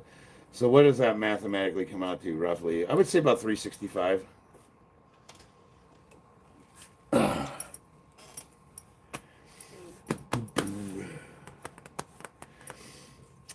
I've been a little bit afraid of maxing out like 1 rep max, but you can get a pretty close estimate of what your max will be based on how you perform at like 5 to 10 reps. If we get those numbers, like the smaller the set, the more accurate that is. But I can mathematically calculate your 1 rep max if you give me a max effort set of 5. And it's pretty accurate too. It's like it'll be within 5 pounds. I'm currently doing 1 heavy and 1 light exercise. Oh, where'd it go? 260 kilogram squat. Oh, I'm retarded. Kilograms. 160 bench press, 320 go. That's really, those are really good numbers. Let me see your channel, brother. Stefan Gustavo. Go to channel.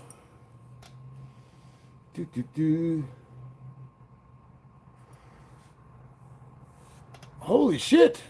Well, I'm subscribing. We got a fucking monster. You guys got to check this guy out. Stefano Gustavo. He's got 11 subscribers. Let's get those numbers up. Damn, this guy's a fucking horse.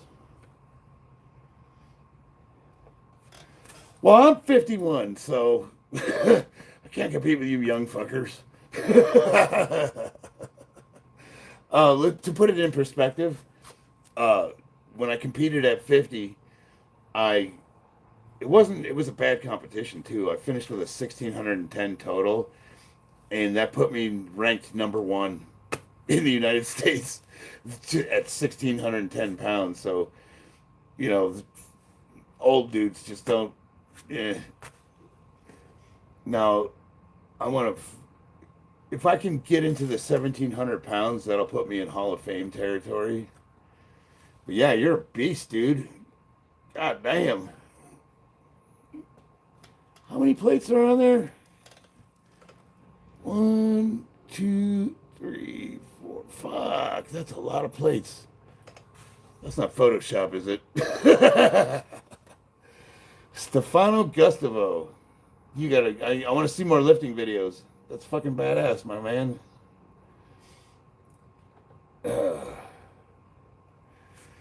God damn.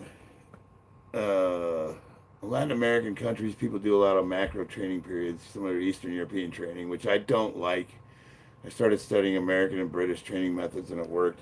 So what do you think of like mine is like low volume, high intensity? What do you think of that? So, but that's not what we discovered was it's kind of like the Menser method.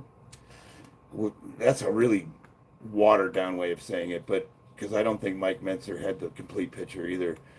Unlike, I'm not ideological about it, so there are times when I think volume is important. Like when I get stuck at a plateau, me adding a second or third bench day for 3 to 4 weeks and then taking a deload to see if my numbers go up. There was 2 times I trained using the, it was called the, what was that program? The fucking 6-week training program I did. It was, it almost killed me too. Who was that? Oh, God damn it. I can't think of it. Help me out. One of you guys, tell me what was that? What was the name of that program I did? Oh, he's a power lifter in the USAPL.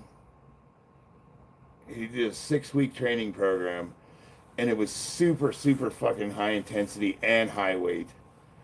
And it's definitely a program designed for younger kids. No one my age should be fucking around with that. But I'm psychotic, so oh yeah, the Candido, the 6-week Candido. I did that, and all I can tell you is it was a 12-week program condensed into 6 weeks, and I PR'd every single lift.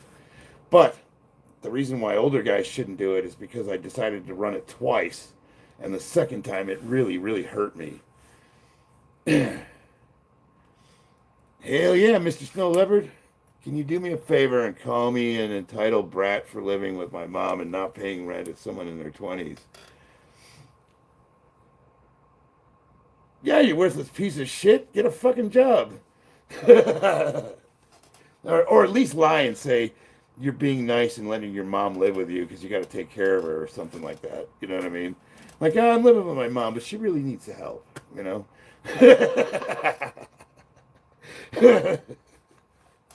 uh, I mean, mixed martial artists, are you pretty at least? Like, what are we talking about here? Maybe we can get some, go work down on the corner, get some rent money. What are you working with? Let's see what you're packing. Mr. Snow Leopard. I don't know what these jewels are, but I really appreciate it. All right, let's do this. I know, yeah. Just so you know, Stefano, I agreed to compete in February, which is me coming back from surgery, and I'm nowhere near where I need to be. Like I said, I was squatting 605 pounds for reps back in March, and I think, gun to my head, I could hit 600 now, but I'm just I'm just training. I'm just gonna see what happens. I might just do the meet for fun. I said that if I'm not gonna be able to do better than I already have done, what's the point of competing? But then I thought about it. It's like, no, it's fellowship. You know everybody there. You're good friends with everyone. Why not compete? Even if your numbers aren't that great, they all know you had surgery. Like, but then there's the ego part of me that's like, you can't see me like this. Like, it was fun hanging out with y'all, but you gotta go. Yeah, I know it's late, Mr. Chili. Hope you come back. All right. Woo.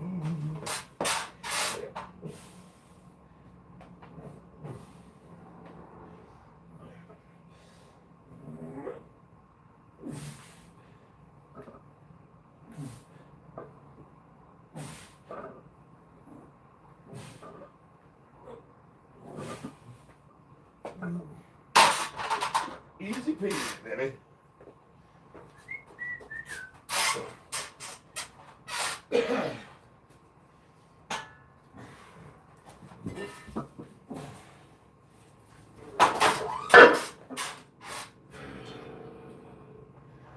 Four, five.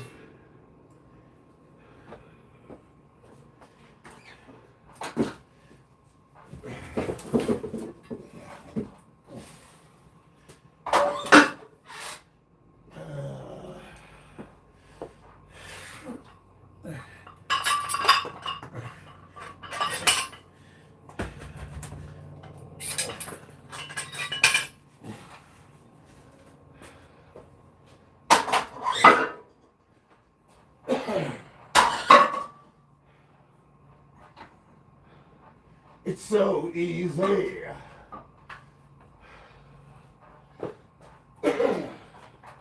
It's so easy.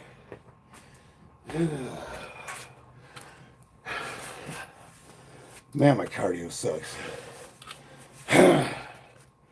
Someone's like, "You're breathing heavy, old man." I'm like, "Yeah." Your cardio's terrible. I'm a power lifter. I gotta go down and up once. Cardio's got nothing to do with it. Like, this is a fitness channel? I never said that. The fuck does powerlifting have to do with fitness? If anything, we're fucking terrible to ourselves. On Saturdays, I do squat, bench, deadlift, plus 80% back off, 1x5. During the week, I do volume. I'd be really interested to see what your, like, a month looks like on a schedule. And, well, and how old are you, if you don't mind me asking? 'Cause, trust me, age has a lot to do with, because I was a volume trainer for a long time, but then right around when I turned, 45, 46, it started working against me. I noticed I was starting to lose gains, and I just realized, as we get older, we got to change the way. And old guys can get stronger. I know that there's a decline, like a 1% decline over every year, but most of us have not trained anywhere near to our peak. So if you're like 80% of your max, even though that 1%'s up there, you can still make gains because you never got anywhere near where that max is to begin with, if that makes sense. So for a lot of us, we can make 60, 70 years old. You could still fucking make gains because we never reached anywhere near what our potential was to begin with. And I'm going to say it, modern medicine, baby. There's some PEDs an older feller can take that won't blow your heart up. And you have to do it reasonably under doctor supervision. But you can add a little bit of spice to your... like, people are like, are you natural? I'm like, no. I'm fucking 51. What do you think? You're like, oh, you shouldn't do that. It's bad for your health. Well, what's worse for your health? Being fucking depressed and your wiener doesn't work and you don't want to fucking do anything. You just want to sit there in your garage and watch YouTube videos all day until you die miserable and alone. Or you could be me. Take your pick. Choose wisely. Well, you might take some years off of your life. Oh, shit. Did I drop out there for a second? Yeah. You know, it's funny. The older you get, I think about, like, all these guys, like these bodybuilders and these sports athletes, and they're like, so-and-so died at the age of 53. And I'm like, well, I'm 51. And then, like, like Kelly Muscle, like you're talking about, like, his issues, and I'm older than he is. Like, I see all this. It's scary to think about. Like, I'm at that age now where I could just drop dead from anything.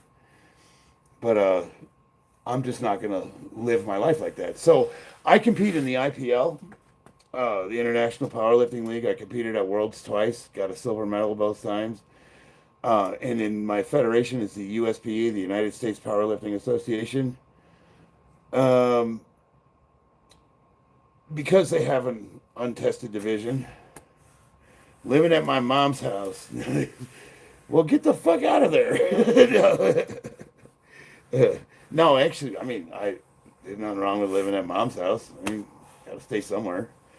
Love you, Charles. You're a lovely person. Huge fan of your channel. Thank you. Awesome, Shanna. Awesome, Hannah. Awesome, Hannah. Thank you. I appreciate that. I'm glad to have you back. No way living at your mom's house. Me? No, fuck no. I don't even talk to my mom. I see that there are several federations right now. I'm in the IPF, Brazil 93 class. We have the IPF here. I have nothing against the IPF, but they're tested, right? You compete in a tested division. How many tattoos do you have? I don't have a single tattoo, and here's the thing.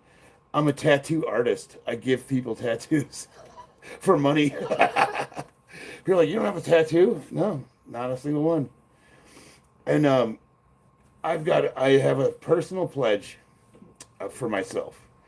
I am not going to get a tattoo until I find the one that I just know I have to get. And chances are I'm probably going to be the one that draws it, but I'm not going to do my own tattoo. Give me a free tattoo, I would consider it.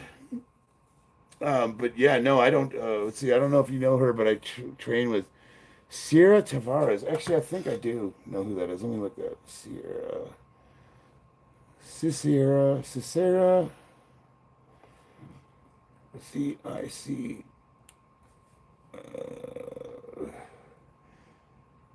ERA Tavares. ERA Tavares. Z, dumbass. Enter. And International Powerlifting Federation. Have I met her before? I have a photo of her. So do you know Powerlifting Watch? You can look my numbers up, and if you search by weight class, which is 220, or that's 100 kilograms, and age, 50 to, well, actually, my best years were 44 to 49. I was ranked top 5 in the world for 5 years straight, and that's all federations. I'm in the top 40 all time for masters lifters. Uh, my highest competition total was 1,650. Let's see. Give me a picture of her. Let's see if I've met her before. Avalon.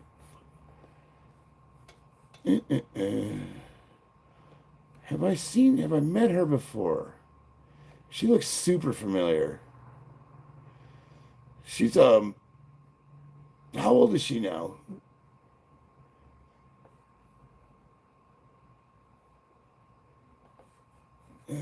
Well, anyway, I don't want to take up too much of the chats with that, but I feel like I've met her.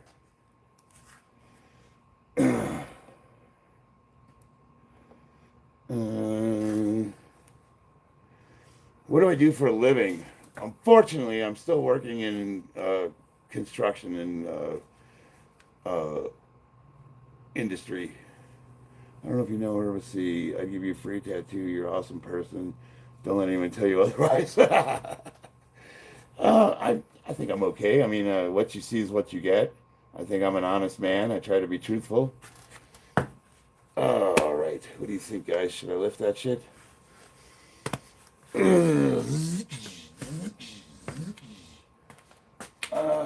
Hold on. Give me a second here. I'm going to get a beverage real quick. Where did they go?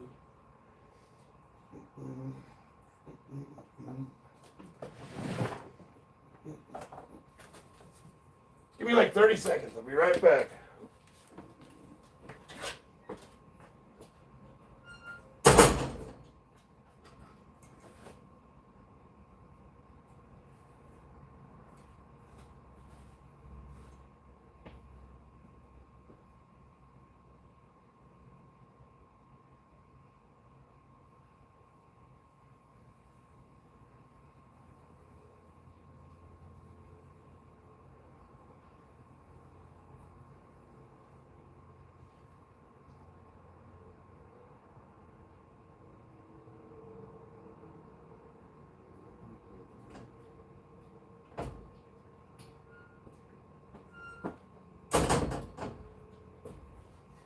Well, the chat's been really cool tonight.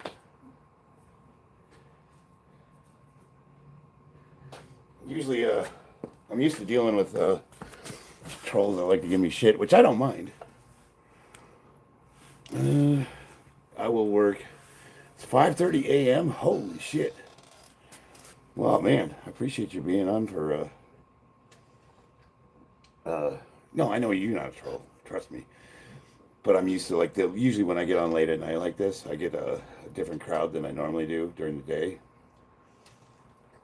And it can be, some days I'm, like, ready for it. I'm like, let's go, bitches. And other days I'm like, this is my life. I got nothing to complain about, trust me. All right, let's do this. I'm putting it off. Do you have any other social media? I have Instagram and Facebook, which I'm going to start using Instagram more just because people are interacting with that. But we're launching a Discord server. So I'm going to do gatekeeping. Unfortunately, you have to become a member of my channel, and it's $1.99, I think.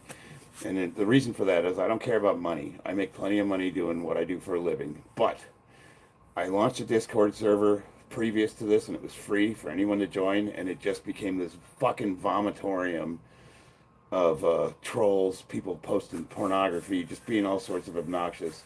So I'm going to do this $1.99 member. If you join my channel membership, you get access to the Discord server. And it's just to keep people that actually want to be there in this. It's just to weed out some of, like, there are trolls that will pay $2 a month to come and fuck with you. There's guys that are dedicated, but we can manage that small amount as opposed to like letting it open, like this free for all, where anybody can join, and they just turned it into this shithole that I didn't even want to fucking log on to. And I've got a good team. I've got actual physical therapists. I've got a nurse practitioner who does like hormone stuff. I've got two IFBB pros that help train me. I've got Bobby, my trainer. So we've got a really good team. It's not just, I know it's just me in my garage on these live streams, but believe it or not, I actually have a really, really good dedicated team that are there to keep piece together this fucking dumbass that keeps trying to break himself. There's a reason why at the age of 51, I'm still competing at a pretty elite level. It's not because of me, trust me. I used to have Instagram, but it's a waste of time. I would normally agree with you, and the only reason why I still have it is because I'm going to try to push this YouTube thing as far as it can go. Right now, I've got like almost 9,000 subscribers, and I make probably between $200 and $500 a month off of live streaming, which is like, whatever. It's not nothing. The way I look at it is I'm going to train regardless. So if all I have to do is film myself training, I'm not losing anything. But if I get serious and people really start like taking an interest, I used to be a professional comic book illustrator, and I'm going to design my own shirts. And I'm not going to take the time and go through all that. Like I've said, I'm a tattoo artist, so I actually have some chops. Do I have let me see something here.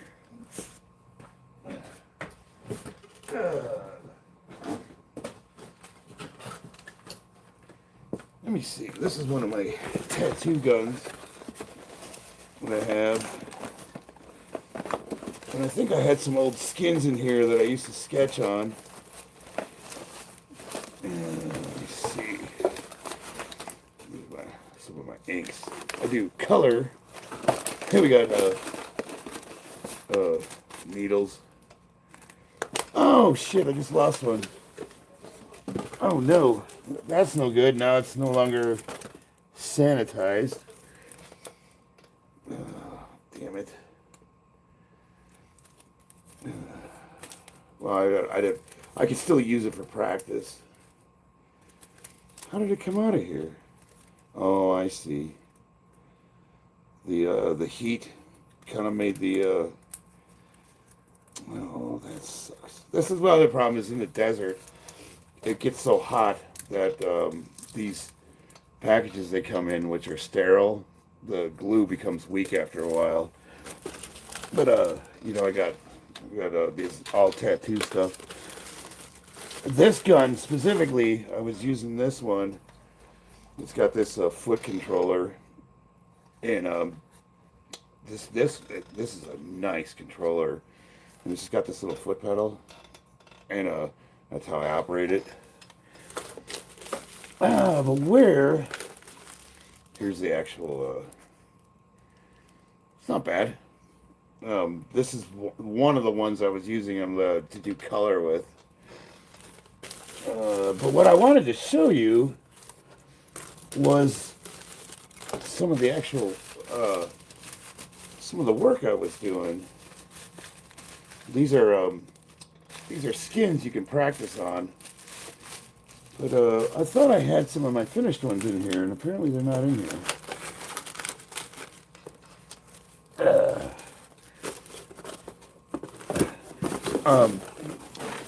One of my tattoos is on my wife's back, and it was a flower, an orchid with my daughter's baby feet on it.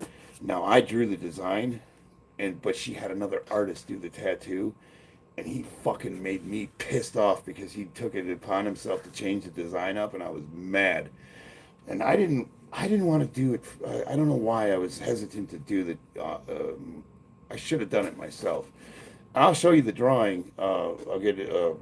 My wife's got it inside. The drawing's fucking beautiful, and I did excellent line work so that you could hand it to a tattoo artist, and there should have been no issues. And he didn't have any. He just changed the design himself, and it really made me angry.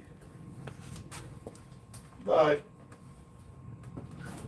I don't know offhand what I did with the drawing, so they must be inside with my other ones. But yeah, I want to show you guys some of my artwork, but I don't think I have any here. How many drawings in here? Let me see. You know, this guy doesn't have any. wish I could show you guys something. It's all inside the house. Maybe. Oh well. Yeah, I guess I got one. Here's an old sketch I did of Christina. That's a pencil sketch I did. I don't have anything else though. Let me see here. No, nothing in that sketchbook. Oh, I wish I had something. I wish I had one of my books out here to show you guys.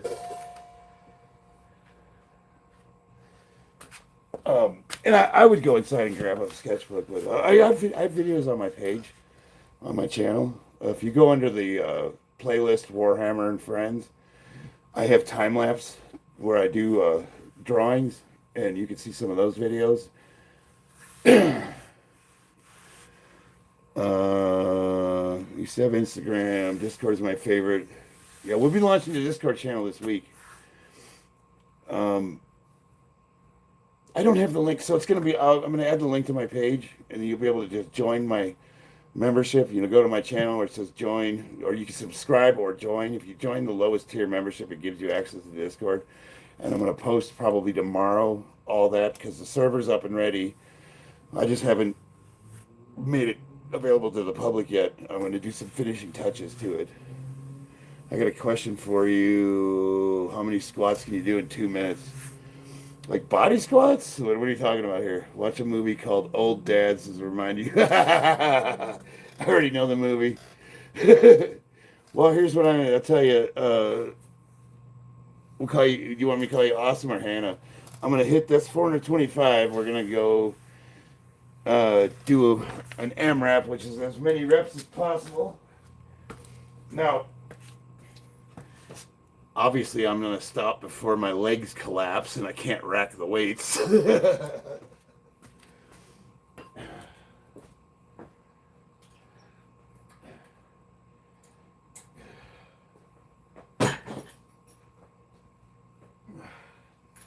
don't know. How many squats can I do in 2 minutes? Maybe we'll do that. Let's set a timer for 2 minutes. 2 minutes? 2 minutes is a long fucking time.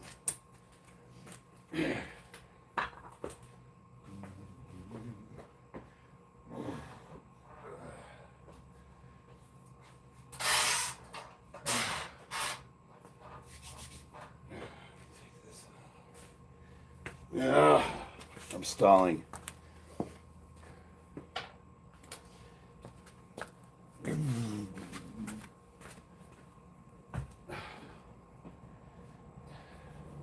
It's so easy.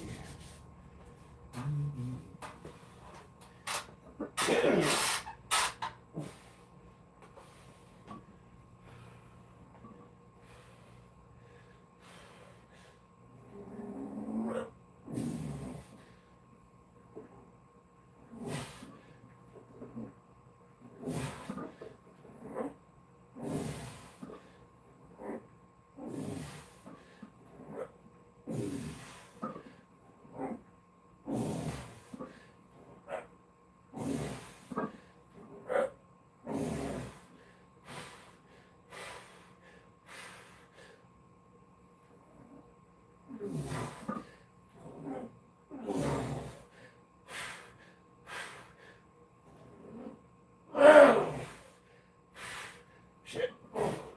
Oh.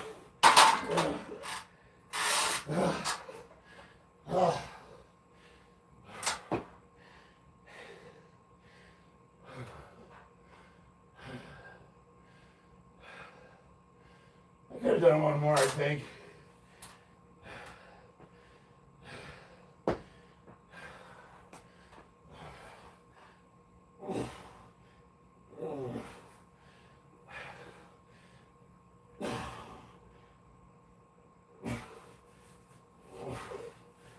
Ooh.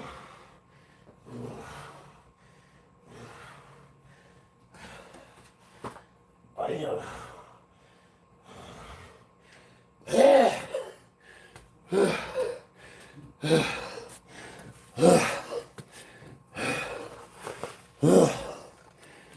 am I okay? Are you from Chicago? Yes. How'd you know that?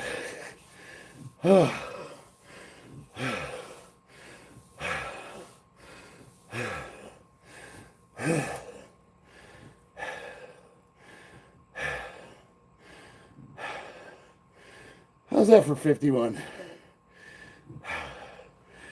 Back in March, when I was getting ready to compete, I could hit 405 for, I have it on video. I think I did 22 reps.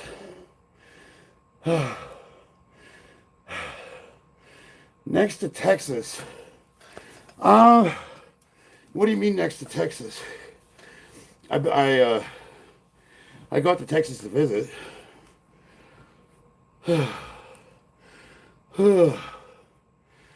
Okay. Man, my cardio is awful, huh? How many was that? Was that 12 or 13? So that was 425.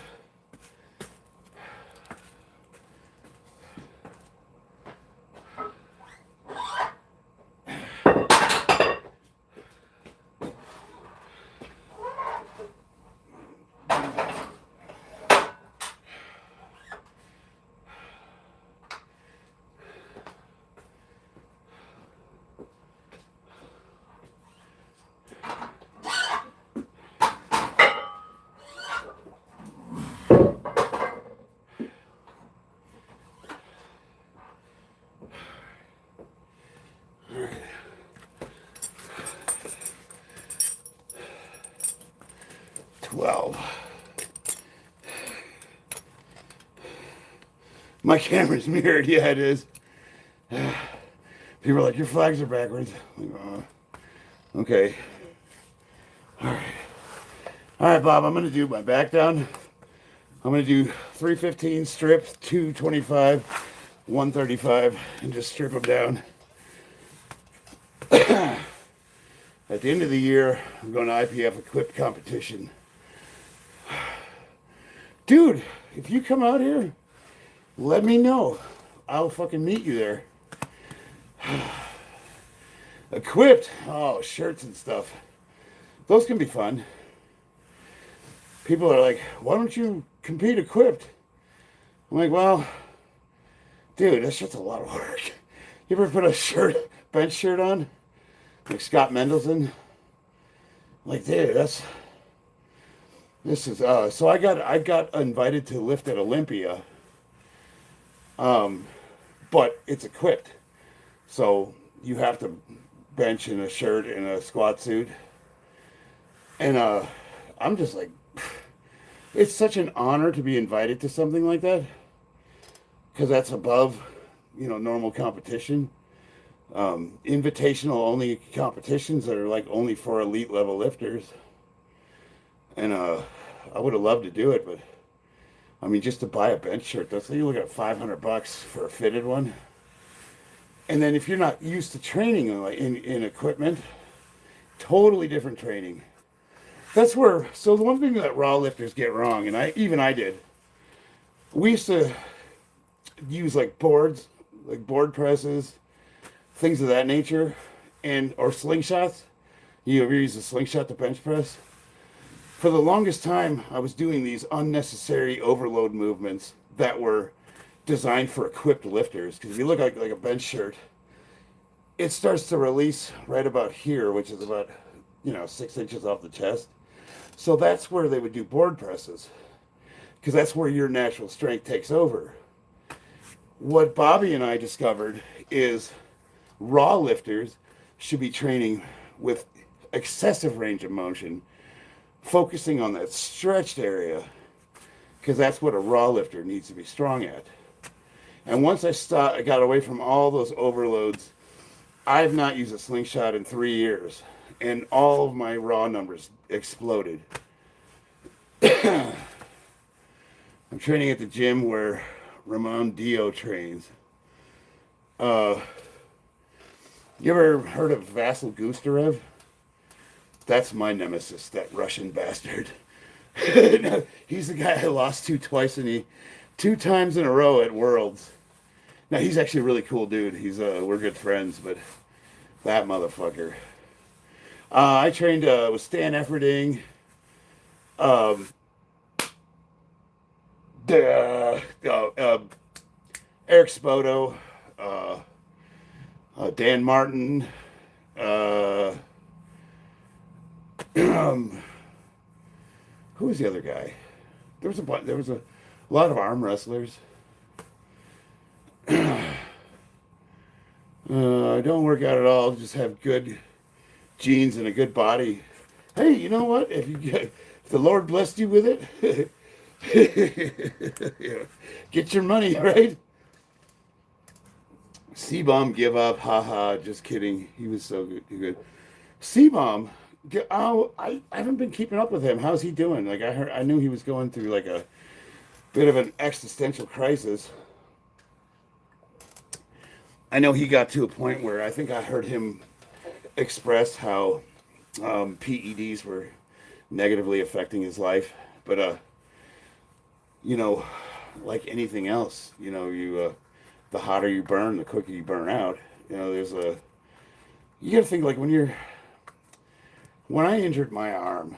Now, when I was going for, there was a certain time when I was going for like my deadlift record that I was literally willing to die to get it. And then, like someone's like, "You're gonna fucking die. You're gonna have a heart attack. Your heart's gonna explode." And I looked you in the face and said, "And." But I think over time you learn what's really important in life and to temper things. So now I do I use like the smallest efficacious amount. What is the lowest amount of anything? And this is moderation across the board. Drugs, alcohol, food, anything. But especially with PEDs, like what is the smallest amount I need to get the results I want to get? And, what do I need to do? There's no such thing as 100% safe. But where can I reasonably mitigate risk to where, like, I think with the amount I take, I think it's more dangerous the way people take Motrin and fucking Tylenol on a daily basis than it is for, like, someone to do 200 milligrams of testosterone, if that makes sense. In Brazil, there are many people with Ramon's genetics, but they don't know how to train. Yeah, dude, it took me a long time to learn how to do things correctly. So there's another thing I believe. So you notice on that set I was doing, the last couple reps were a little bit high. I didn't go all the way down. I think that you get way more mileage out of keeping the set going and hitting those extra reps, even if you didn't go down all the way. The big strength carryover that you get from completing more reps than you would have if you would have quit because your form wasn't 100% perfect is night and day. I think I got a lot stronger, a lot faster by pushing the set past what I would consider failure because I couldn't go down all the way. So cut those reps short, and as I keep going, even if those last ones are super high, I get a lot more hypertrophy from pushing the set. Does that make sense? People are like, "Oh, those last 5 reps didn't count." I'm like, for what? Exercise? What are we talking about? What are they supposed to count for? We didn't go down all the way. Yeah, what's your point? You don't have one. What are you trying to say, dumbass? All right, Bobby. I know you probably want to go to bed. Ooh, that felt good. Dude, Bob, the back feels great. Wow.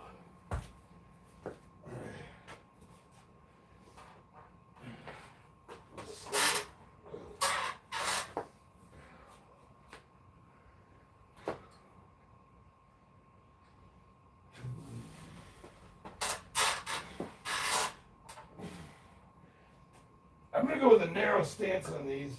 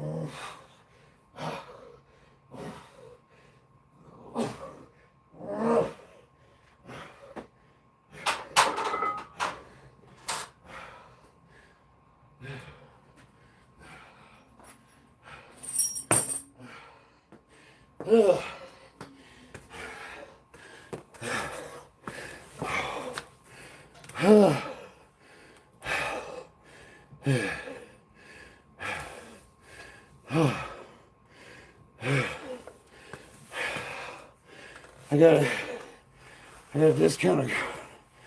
Yeah. Oh, I'm trying. Words. Hey, yes. Friend, yeah. Friend, okay.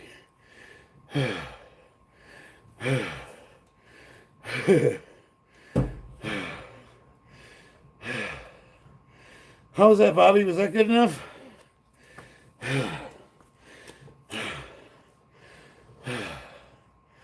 That was fun.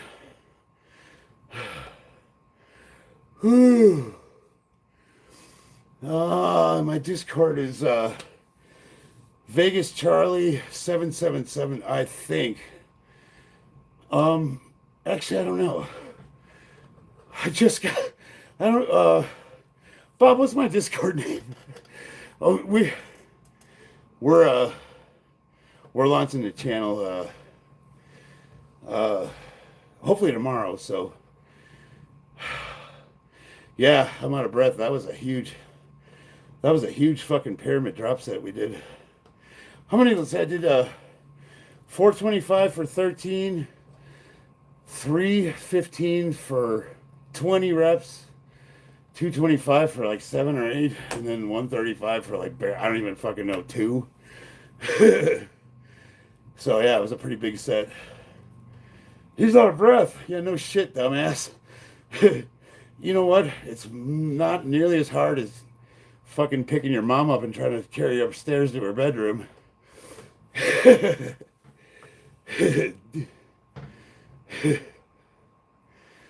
Who's this dickhead anyways? Oh, Diesel suck something? Let's go to your channel and see what this asshole's about.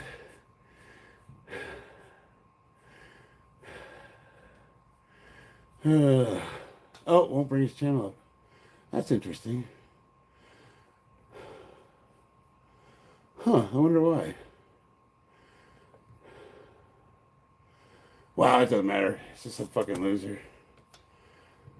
Alright, boys and girls. That was fun. Let me refresh this here. Whew. No, I don't think, see if I look it up on my phone, it's gonna. Any absent Jarl, are you still in the chat?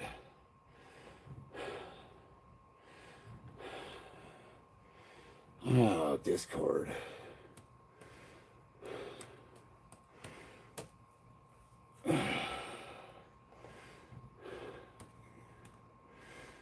SCORD. Oh, I can look up, what's my mail here? Let me look at my mail. Gmail. Because I would have had a invite. Cash App. Brad Farrell, who the fuck that is. Yeah. I don't even know what my subscriber name is in Discord. Any absent Jarl spent all night putting the server together. Discord is try this here. CORD. Discord. Login. And then when I go to login, I'm going to say forgot username, and it'll send me an email. You can't register. Vegas Charlie. Well, let me try my password here. 1 Q. Oh no. 1 Q. Let's see if I can just log on. Are you a human? Yes.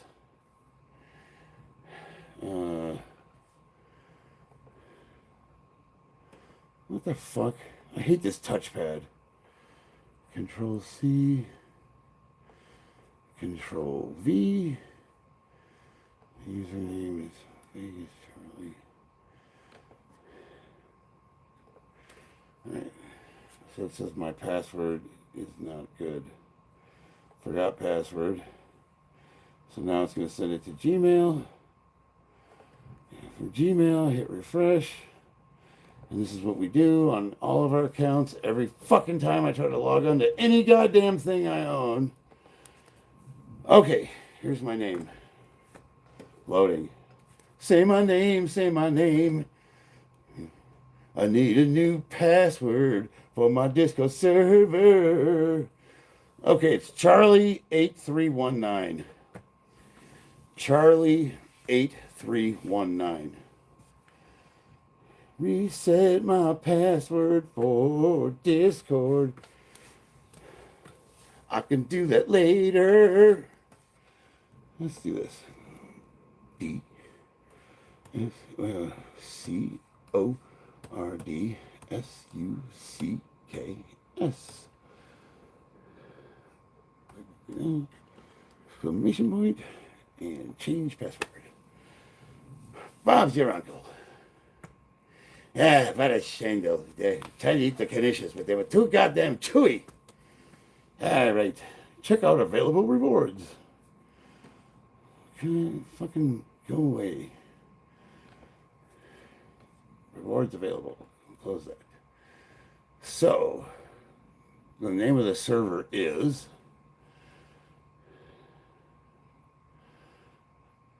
admin group. So it's Gen X Power, World's Strongest Marine. Any apps in the URL, this is the channel with server changes and memberships to be announced or anything that you want everybody to hear. So this is where I need to finalize everything.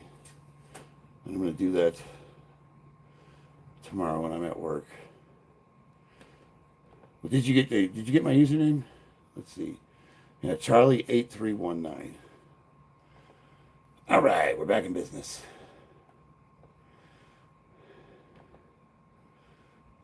All right. The farts are keeping me up. That's a bummer. I'd rather add you on Discord. It'll be easier. I need to do more cardio. Shouldn't be out of breath after the easy exercise. Well, thanks, Diesel. I appreciate your concern. I don't really think I need to do cardio for powerlifting. Squatting 1 rep is like, okay. I'm 51 years old and I've been powerlifting for like probably longer than you've been alive. So I'll take your advice. I'll take it under advisement, but thank you. That and I'm absolutely certain you actually care about my well-being. If you're going to be a troll, dude, you should at least be funny. Like, nobody's going to look at a guy that's my age doing, twice your body weight for over 10 reps as being, like, you probably couldn't even do that at your age. Can you even squat 405 pounds for 10 reps? Probably not. So for you to say I'm out of breath is like an insult. It's kind of like, tell me you're retarded without saying you're retarded, I guess. He did 315 for 20 reps and he's out of breath as a back down set. It's like, yeah, no shit, fucktard. What are you, like an Olympic runner? And first of all, I wouldn't want to be a runner. Running sucks. You know, there's only two things I'm running to or from. One's your mom and one's away from her. Period.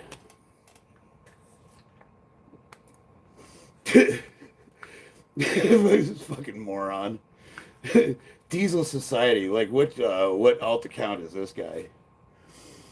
See, the whole funny thing is like that whole group of trolls and like their alt accounts, they always out themselves because they're not smart. They're like, I mean, and I don't mean like they're just not smart. Like intellectually speaking, they're not intelligent enough to come up with things that are actually funny.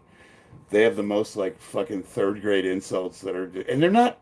Usually, their insults aren't even applicable to like what's happening. You know, like they don't pertain to like what's actually going on screen. They're just like random insults from losers that are fucking weak and degenerate. You know, it's like, and I love having fun with them because, like that one time I told the guy that he had daddy issues, and he immediately makes a video where he's crying that I hurt his feelings because he actually has father issues, and I was like, holy fucking shit, you guys actually take this stuff seriously.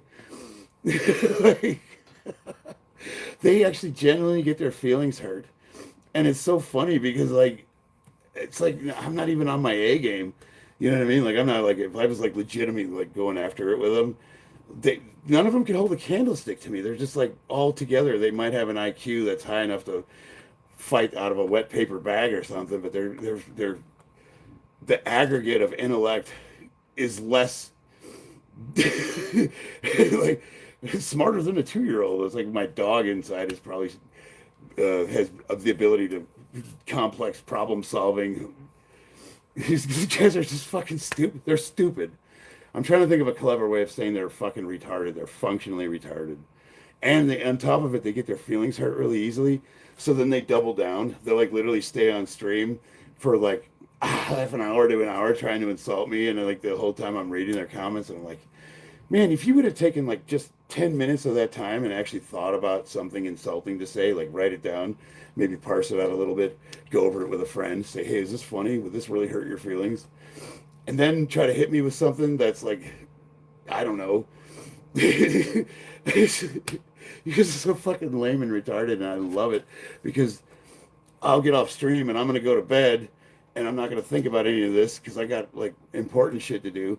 And you guys are going to be bothered for weeks by it. And it's hilarious because then you'll hit me back the next time on a live stream. And I'm like, oh yeah, you're that fucking dipshit from last time. Or you'll be on a different account. You'll have like a different name. And all I got to do is just like look to see when you joined, and it like says 2 days ago. You guys are fucking losers. You not only are you such pussies that you can't even hit me with your real accounts, but the fact that you would actually take time out of your day to create and fabricate a second account. And I never blocked your first one. I wouldn't block you because that takes too much time and effort to actually click on your name and select. You know, it's like it's more than one step to remove you. So that's like 2 more steps than I'm willing to put the effort into. That's how little I think of your insults and your ability to affect me as a person. It's like I find it amusing. It amuses me that I bother you so much. You're trying to insult. Like nobody on earth would see a guy that weighs under 300 pounds hitting 425 for a set of 13. And you're like, oh, he's out of breath. Nobody's going to look at you and be like, yeah, you got him on that one. Like, you're a fucking moron, dude. And I don't normally comment. I like to just let you cook. But I just gotta say, like, he's trying so hard. I love you, buddy. You're a good boy. Daddy approves. Oh shit, my phone's about to die. Holy fuck, I haven't had it plugged in this whole time. All right, guys. Holy fuck, it's 1 o'clock. I have to be up in 3 hours. Oh shit. Is it really 1 a.m.? Uh-oh. I'm in trouble. I'm a bad boy. All right, guys, I gotta get off. I need to go to bed. I literally have to be up for work at 3 o'clock.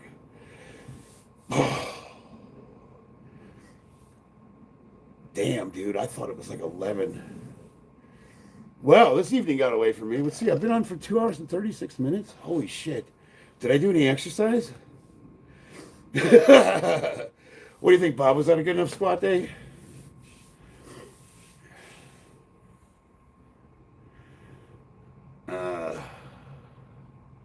Well, I had a really good time, guys. And Brandon, thank you. I appreciate it. I'm gonna do as much. I'm gonna try to get on tomorrow, but I'm working a 10-hour shift, so that's the reason why I wanted to train today. And I think I got some good work in. So I love you all, including the moron. What's his name? I don't even remember his name anymore. Diesel something. Like, I love you too, brother. You keep on cooking, buddy. Someday you'll get them. Someday you'll be a real boy someday. I love you all. Thanks, Hannah. I appreciate it. I'll talk to you guys later. I'll see you on the battlefield.